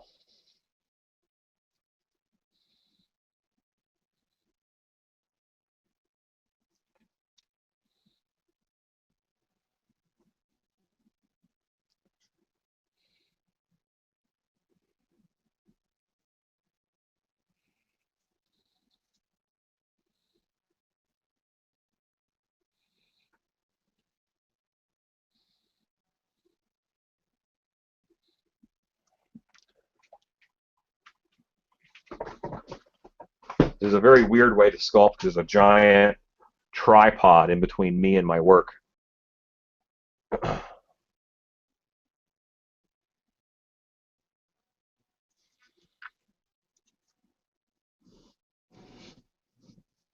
you're like, well, there's a fat arm in between you and our work. So, fair enough. It's a little hazy now. Did I bump it? Yeah, it needs a little bit of focus.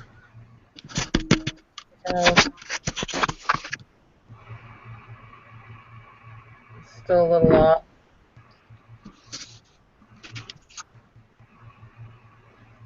Well, I don't know. Can you put your hand in front of it? See if it kind of gets the. There. Well, it's got. let me talk. So it's be on my screen, be on my screen, be on my screen, and I'm pulling the focus back to the sculpt. There we go. Perfect. Perfect is a strong word, but certainly adequate. That's a good camera. Yeah. Yeah, when I knew I was going to keep doing these, I wanted to have a camera that would do well. I think my arm being in front of it, it kind of focused on my arm.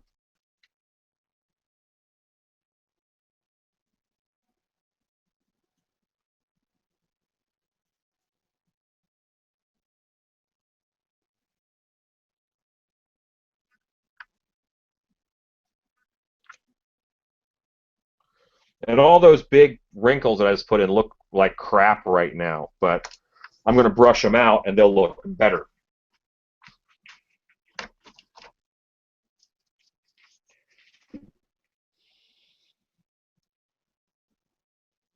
And some of them, as I brush them out, are just going to go away. And they're just going to become a part of the background for the new textures that I put on. Oh, another critique of the Mosher mask, half mask. Ozaran says, I love the David Mosher half mask sculpting armature, but the eyes are a bit messed up. Well, the eyes are just closed, and he has taken a lot of the detail out. Mm-hmm.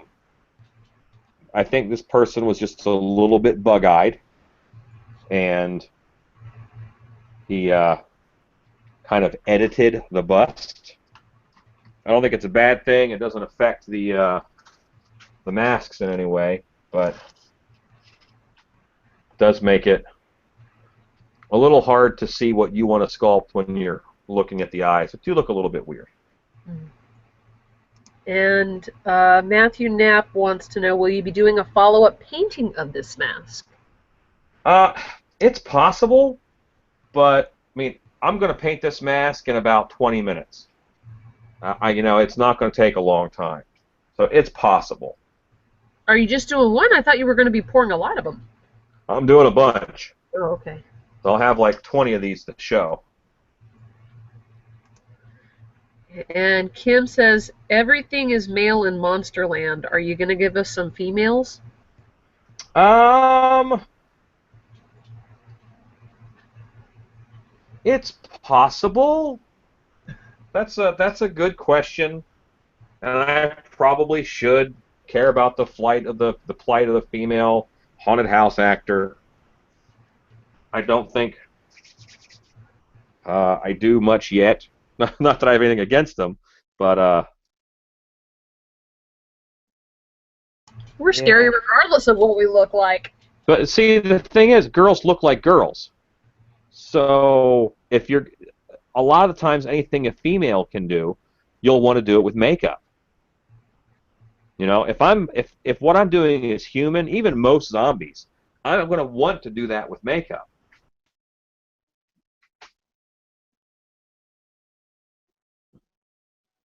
So I can sculpt a female face and then put it on top of a female face.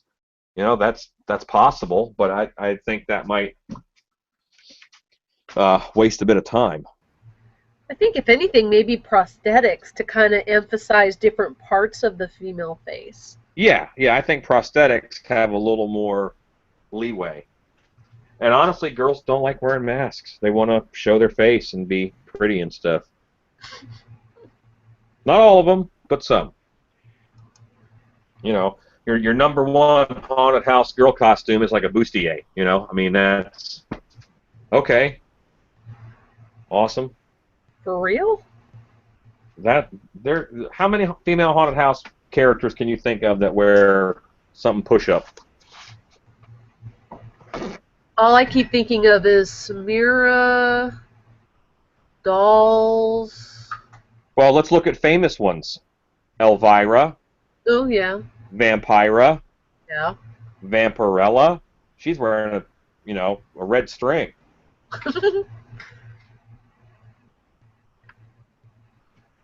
So that character type, once you get into zombies, does it matter if you're male or female? Good point. And with that, I'll move on to the next question. Oh, more of a comment. Jason Nichols, I leave for a few minutes and come back and we're talking about happy trees. Bob That's right. Ross. Bob Ross rocks. Dude's awesome. And Imler Effects, I posted one of my masks on Haunter's Hangout last week, and it was a leather face style mask. Not sure if you've seen it, but if you did, what's your opinion? I have not seen it, and it's very hard for me to stop and look online right now, but I will go to Haunter's Hangout, and I will look for that post. All right, so I am looking at the mask. I'm feeling like I'm pretty close to detail on this sucker. I think I can start putting in some skin textures. I can start calming things down in several ways.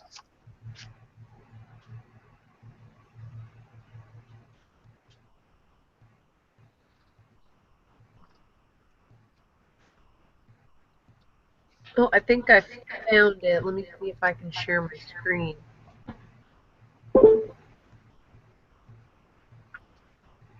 I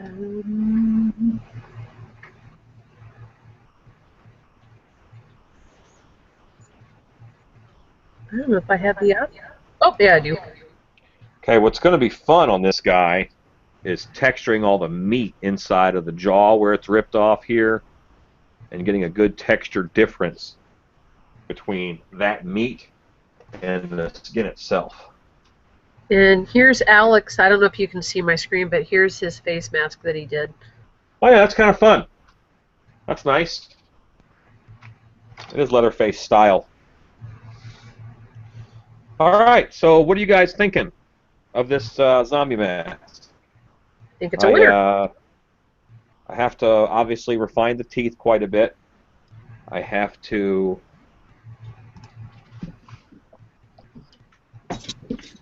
refine the teeth and work on some skin texture.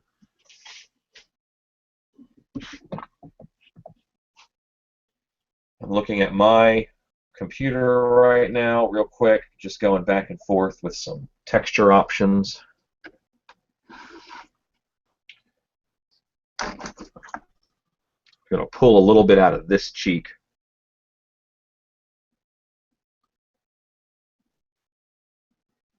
Because as I smooth this over, it's going to give me a good base to put some texture down.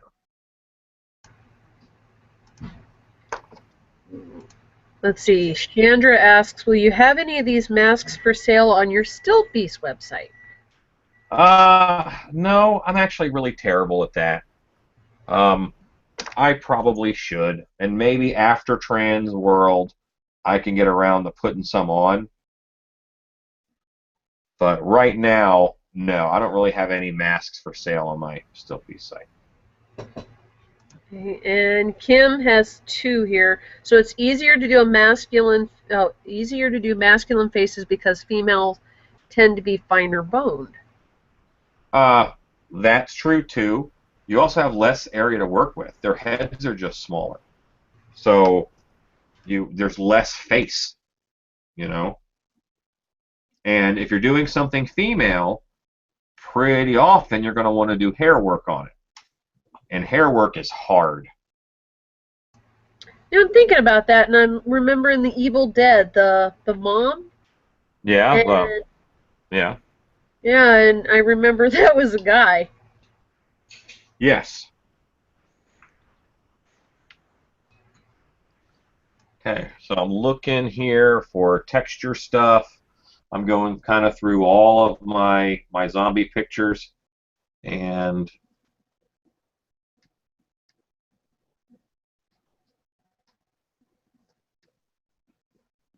I'm pulling over a certain picture, and I'm going to try and do some of that up here in this part of the head. So, well, I think you'd lose too much of the sculpture if I tried to show you what I was doing. All right. I'm going to take my popsicle stick. I'm going to push a hole. Bullet hole?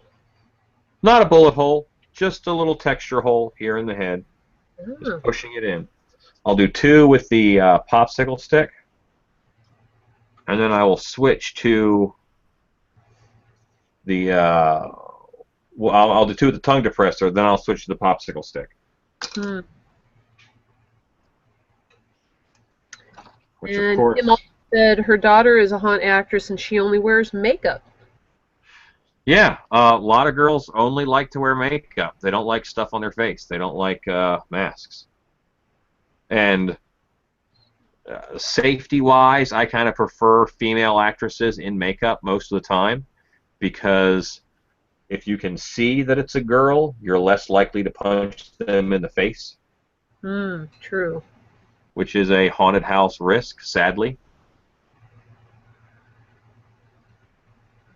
And that says nothing about the haunted house. It just says it about the customer. Yeah. What they tend to do as a reaction. Or if they're just plain mean. Right.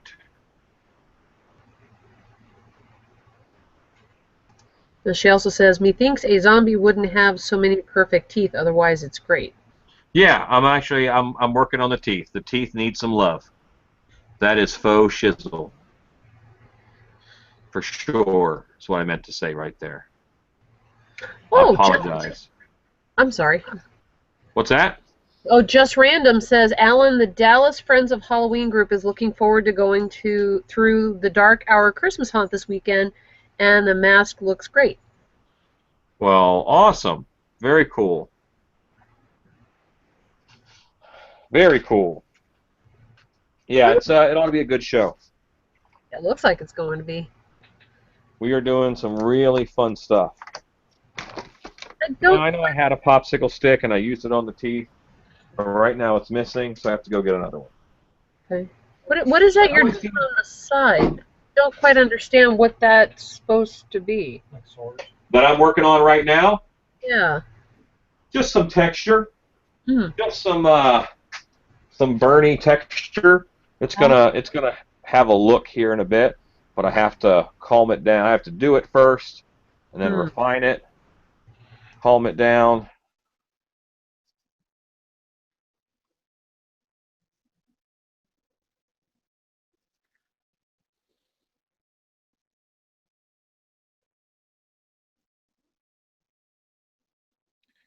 Just this nice irregular grouping. But now I can go in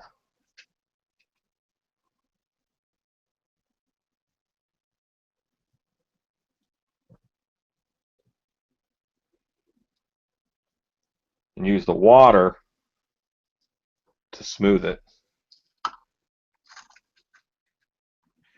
And I want to dry it a bit because I want to work on it.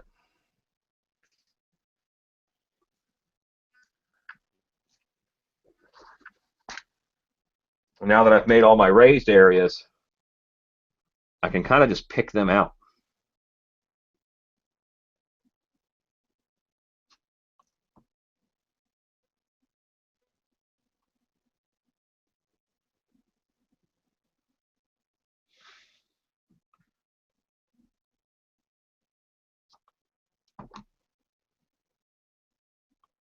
It's just one more thing that's happening on this guy's head.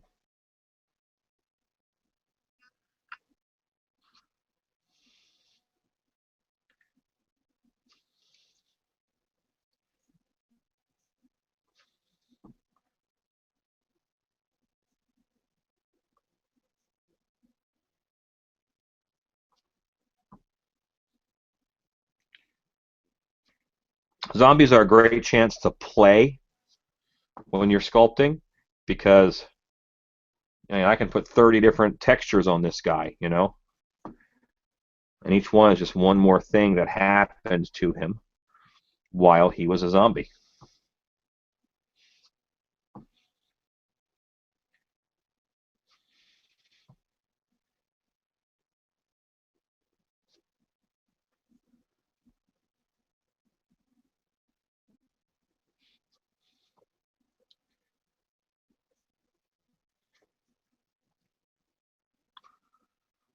Now, are these wormholes? I don't know. Are they burns? I don't know. But they're just little wounds.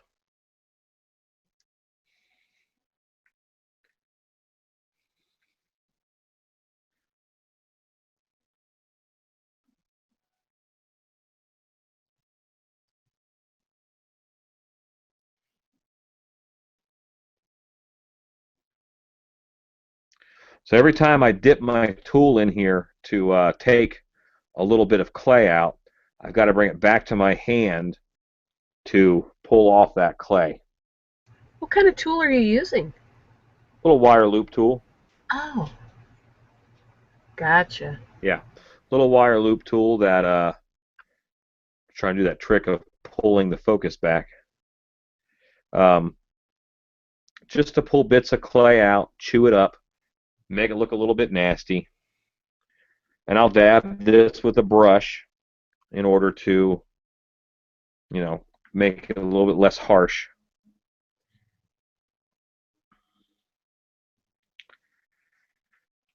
But yeah, it's just a texture, just a look. And I'm going to do a dry brush, dry-ish anyway.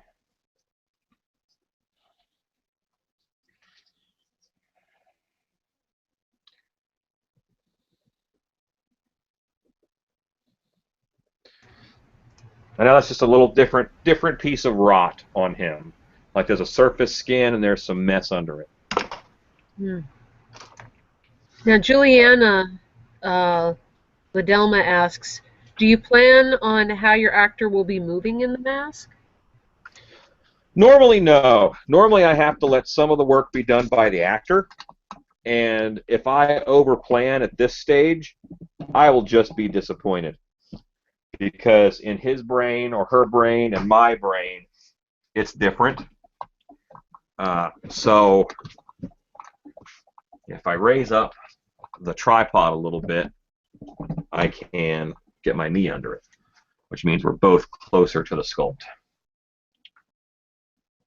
Okay, I think it's time to work on these teeth after I stab him in the mouth some.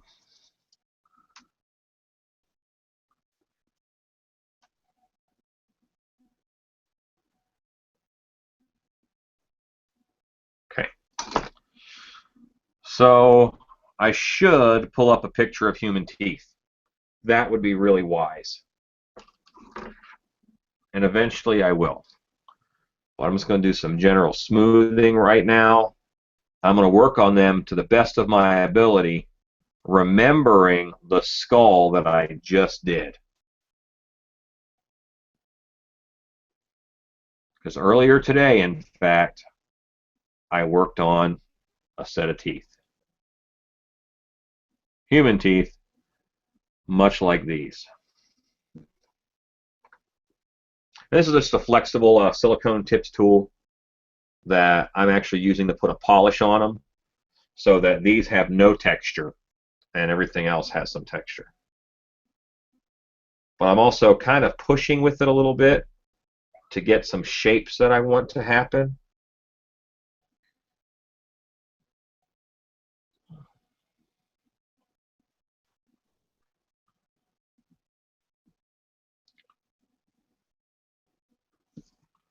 All right, the bottom teeth, I really haven't done much with at all, so I do have to work on them quite a bit.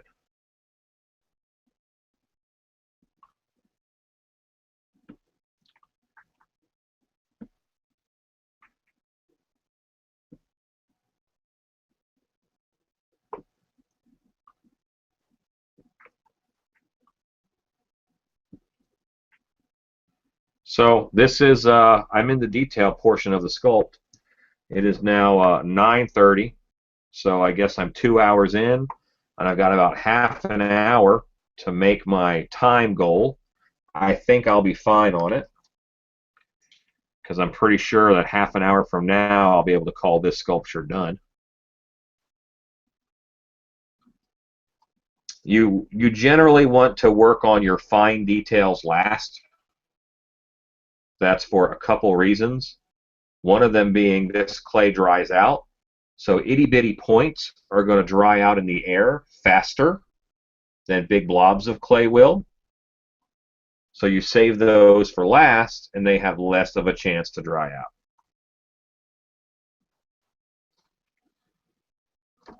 All right, I need to find a different loop tool.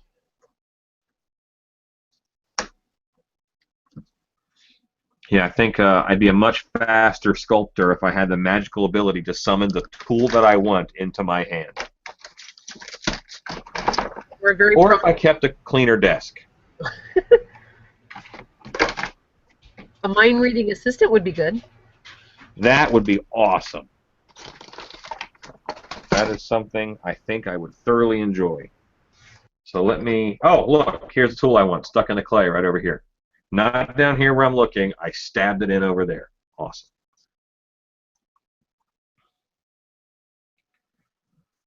Okay. Most of your teeth are actually pretty rounded. So if teeth are too blocky, they stand out. So I'm going to make these teeth look a lot more realistic just by putting a 45-degree angle kind of all the way around them.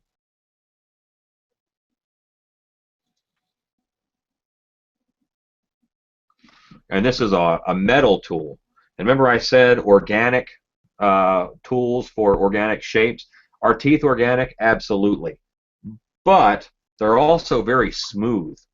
So I'm using the metal tools to get this to be nice and smooth.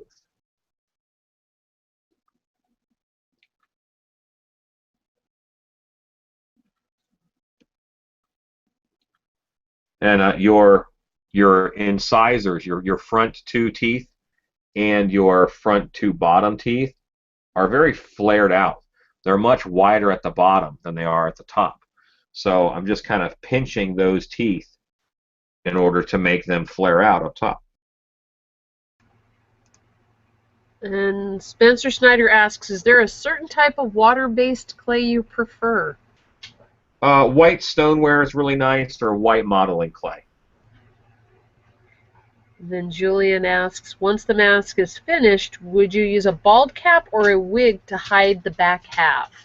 I will probably put a wig on it because I think hair is scary. Um, Now, but a costume with a hood is also an option. So front teeth have very much a chisel shape, and they almost have a spine, and that's why I'm putting just some dents kind of into the teeth in order to make them a little more anatomically correct. I'm also taking the teeth, the canine teeth, and they're sharpened pretty much from the inside out. This angle is a lot more correct than if I were to sharpen them this way.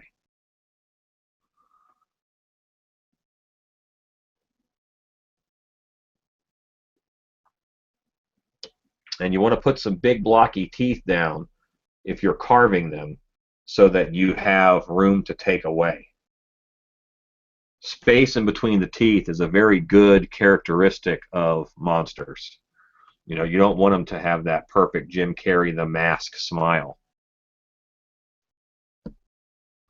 You want them to be different individual teeth. And each tooth has a role and a purpose and a job. And you need to sculpt them not so that they're all the same, but so that they can all do their job.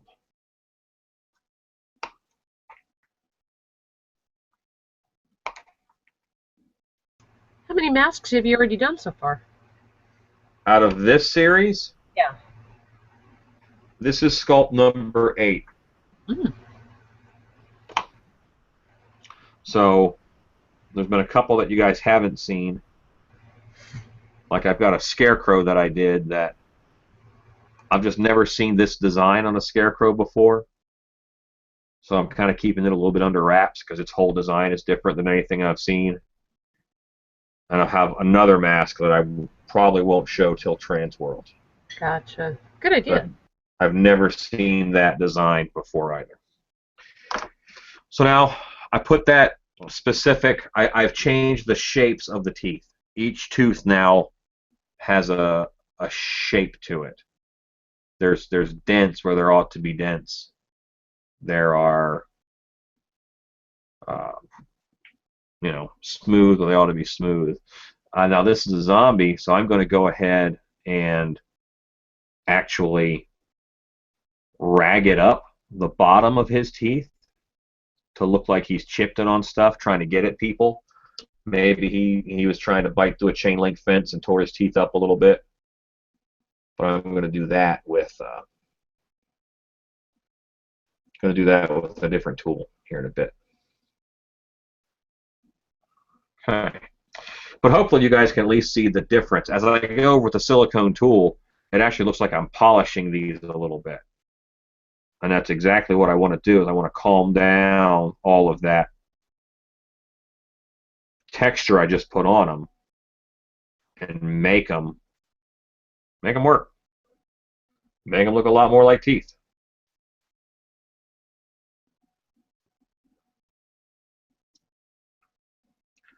So any more questions? Yes, actually. Let's see. Julian, when you get to the point of painting the mask in different parts, like the teeth, what direction would your light source be from? Does it just depend on the effect you want? Honestly, I always paint my light source in as it's coming from above. almost always, because that's how most places are lit, and it's not going to be too weird to have it look like the light is up here.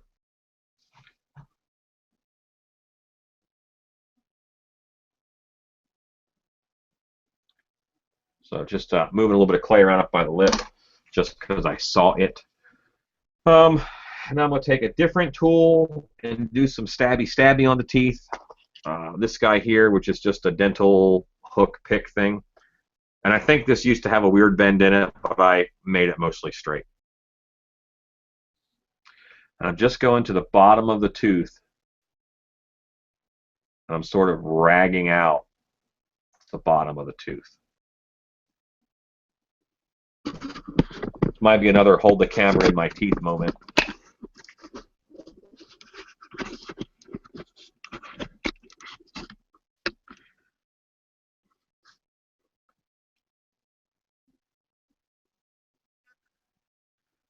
Okay.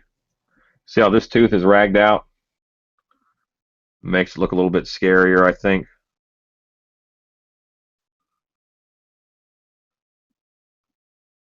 And again, I get that crud on the end of my sculpting tool, so I gotta get that off of there.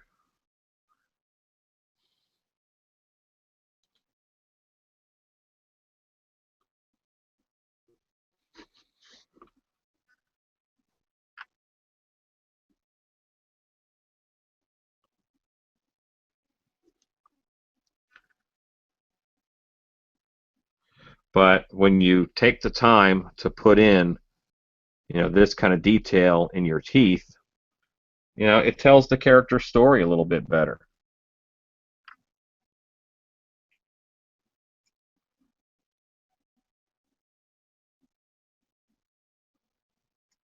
Now, some of this might be rot and it might not be damage, because I assume they don't brush too well at this stage in their life.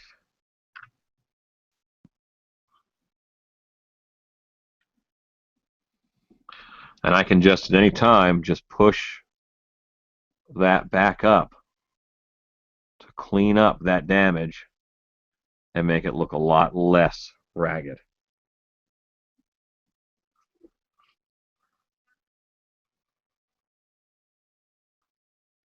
And I think on the bottom, I'm going to go a little bit less with 1 or 2 good gouges in each tooth.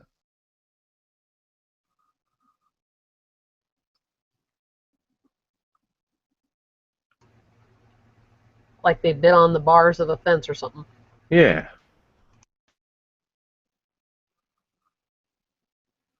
There's nothing wrong with making up stories while you're working, and thinking about what happened to this zombie, what happened in this thing's life or unlife to make it be the way it is right now.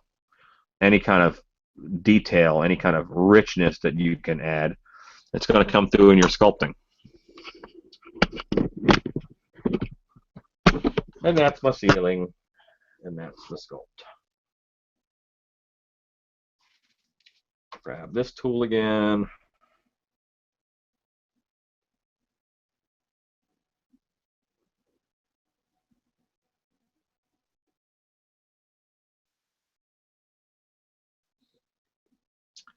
All right, that's looking good. I got some scratches and stuff to put in the lip. Lips get scratches here. I'm going to use this Brillo pad because it makes nice scratches, sort of smooths itself out. I also have this tool that I made, which is a bunch of little braided steel cables, and it's going to make fine scratches.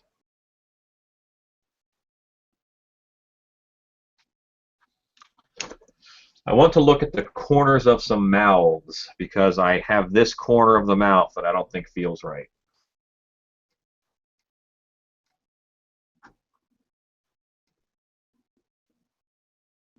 All right, and I figured out what my problem is with this picture.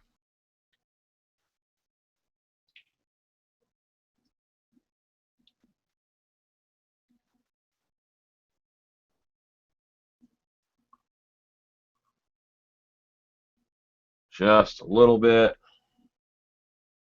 The top, the side of the mouth should kind of come over the, oh, you guys can't see anything. Here we go. I just carved in this line right here. And that just makes this come in a little bit better.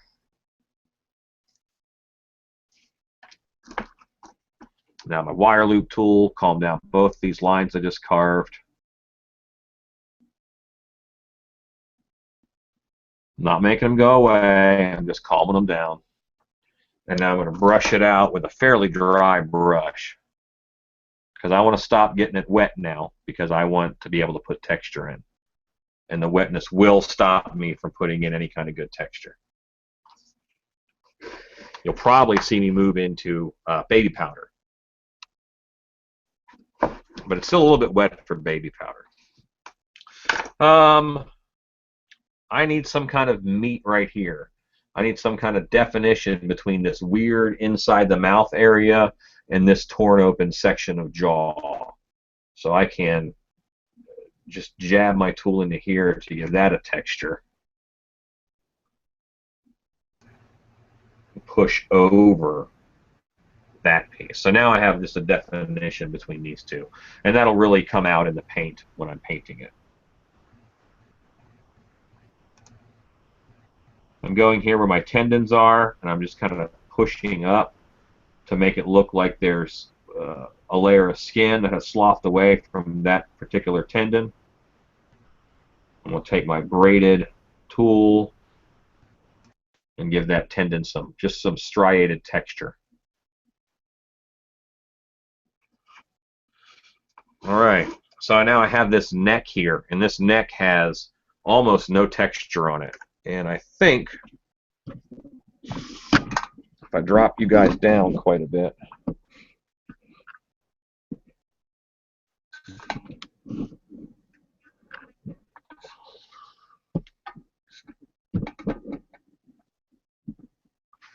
be able to see this neck a little better.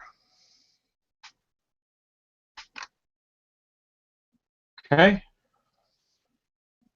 So let's get my wire brush tool and just start making some texture lines.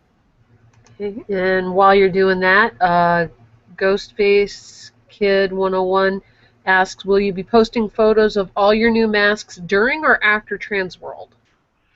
I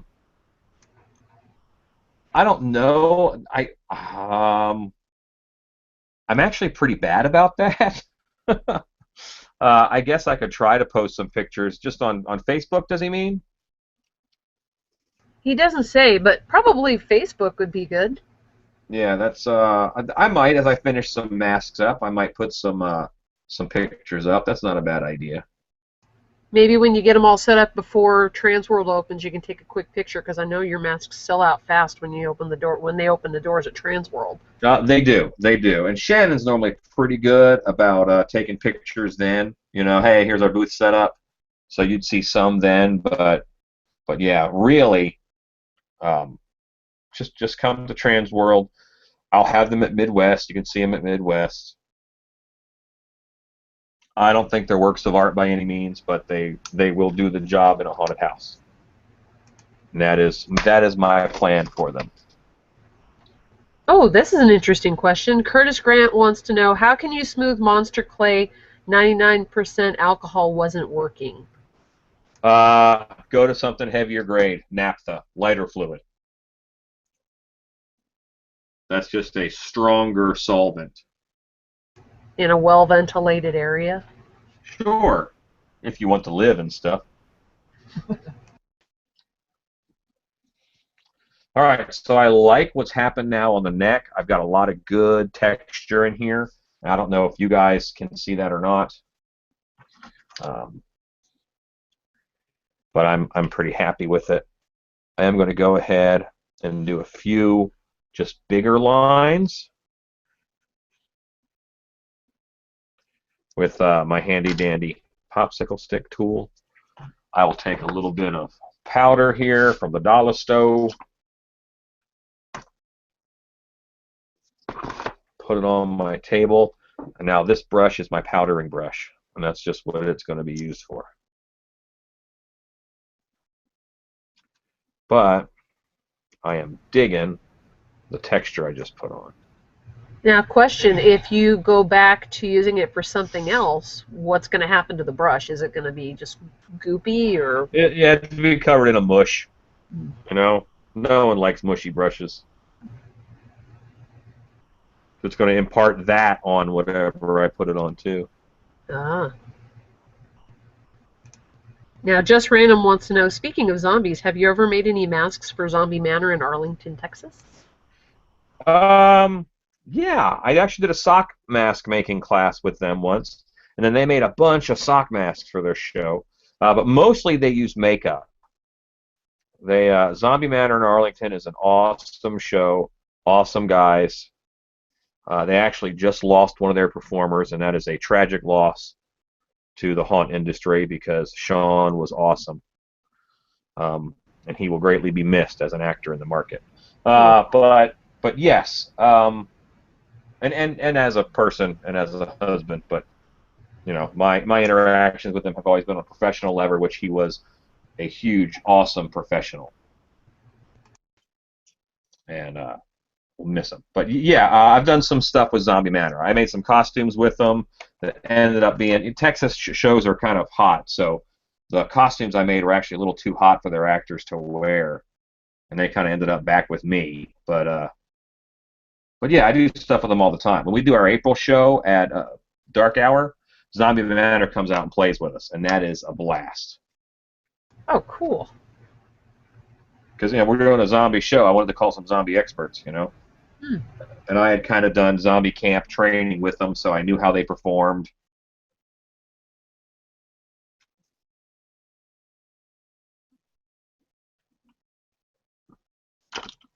All right, so what I am getting here is a nice dry texture that I am very happy with. And I can kind of show you, I guess, if it'll let me get that close.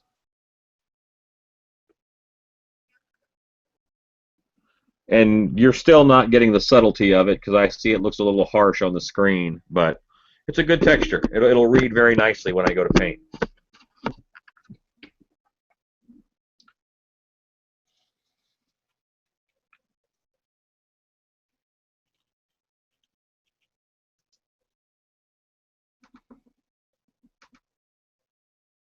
And I'm just going to keep cleaning up this wire brush. It gets goopy, so I keep taking the goop out of it. And just brushing down the sculpt, getting its skin all charred up.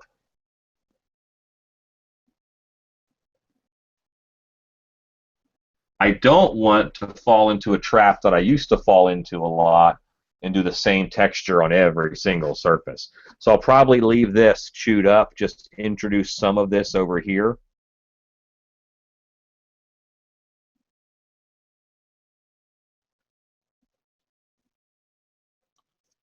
And I'll leave this chew up here because I like that texture too. All right.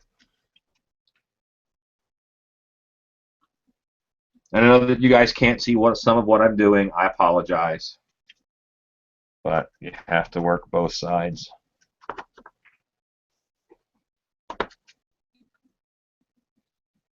So Ghostface asks a lot of questions. Is he the one who just posted a Leatherface mask that he made? Was that correct? Oh, Christy's gone. No, there she is. Oh, I'm sorry. That's Himmler Effects. Okay, gotcha.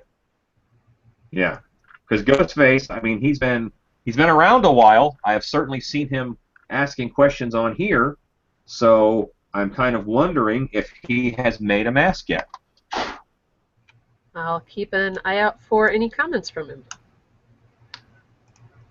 Because I like doing this stuff, but one of my goals, is to make sure that you guys like doing this stuff.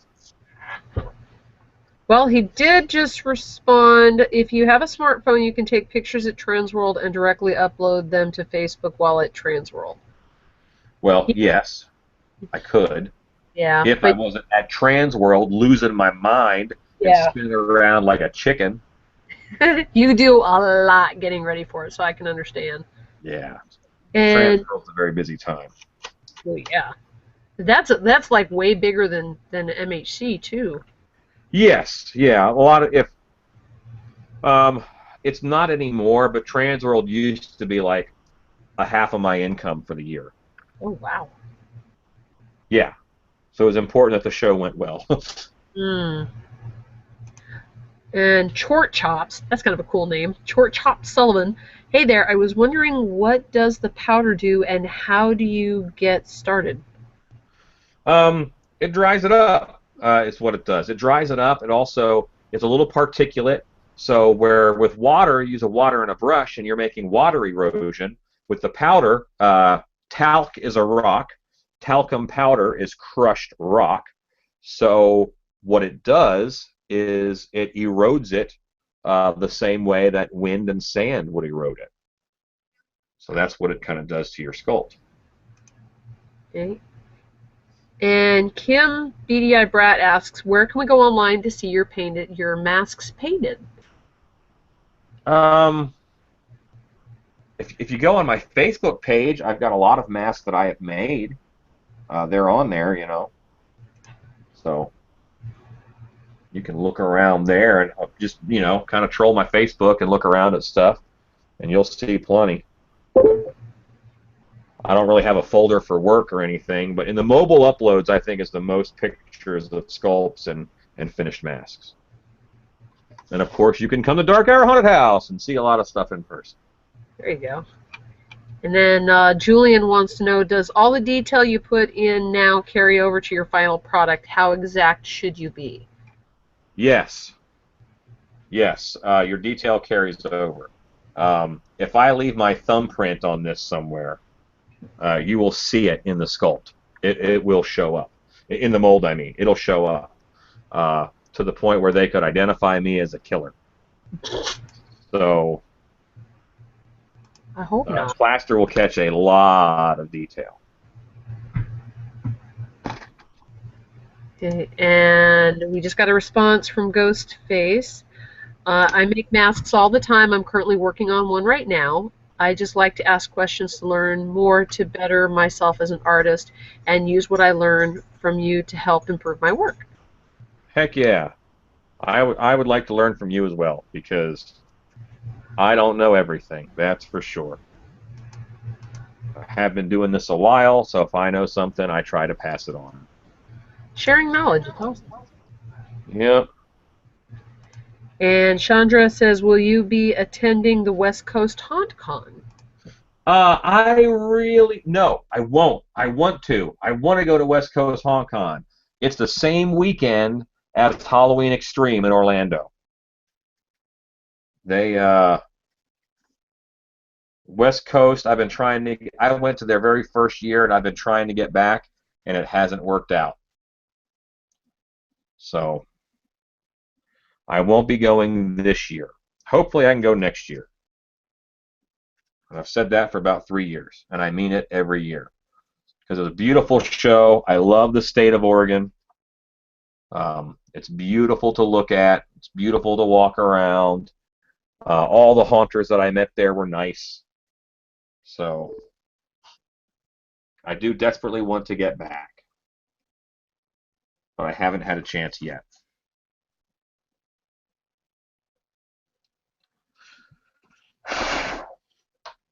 Whew.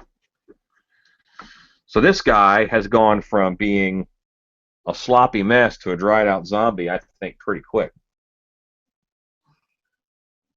I am very happy with how he looks right now.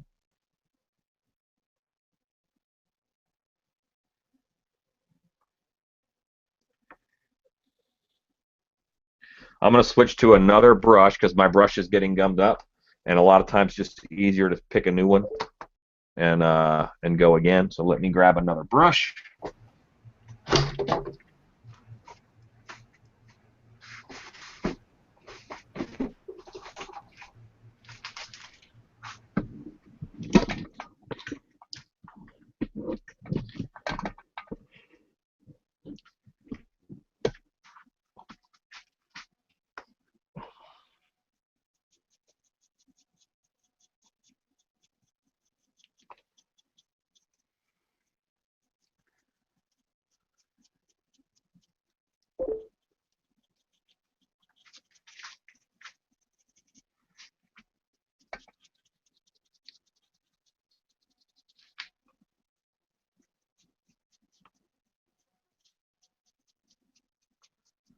Christy, what time is it?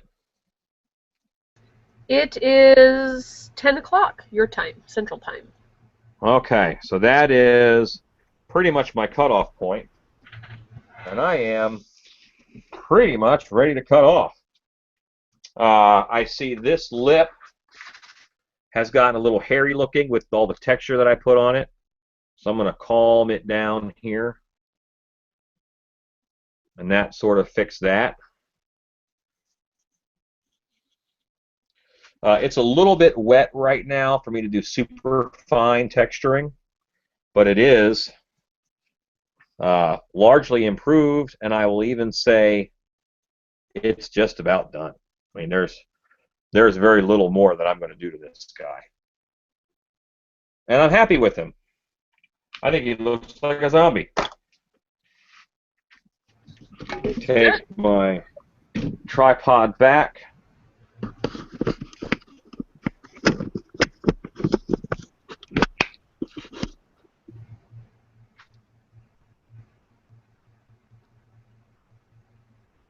This kind of bothers me right here.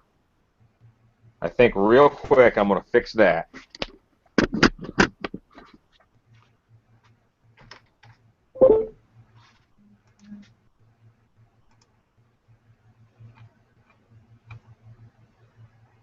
Chandra says, thanks, guys. Very informative. Woo-hoo. Thank you.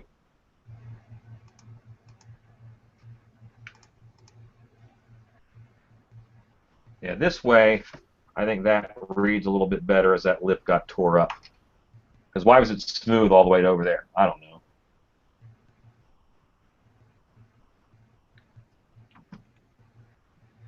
And Julian wants, let's see, I want to start making some of my own masks. So far, I've only worked with some prosthetic and liquid latex. Is there a suggested material you have or use? If so, where can I purchase it? A ceramic supply store. Pick yourself up some of this water-based clay that I'm using. It's nice, it's soft, it's easy to use. It's a good material.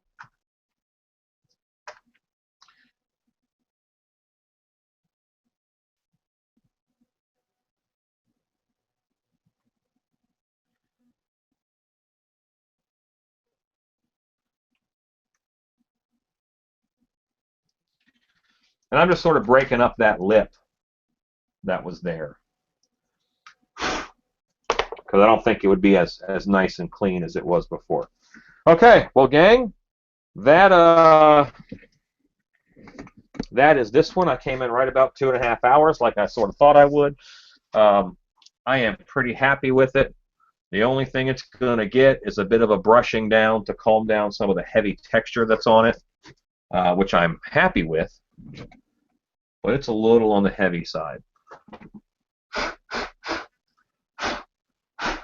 I'm going to wait until it dries out a little bit because there's a lot of water under that powder. But yeah, that's a zombie. So thank you guys for watching. Christy, thank you very much for monitoring questions.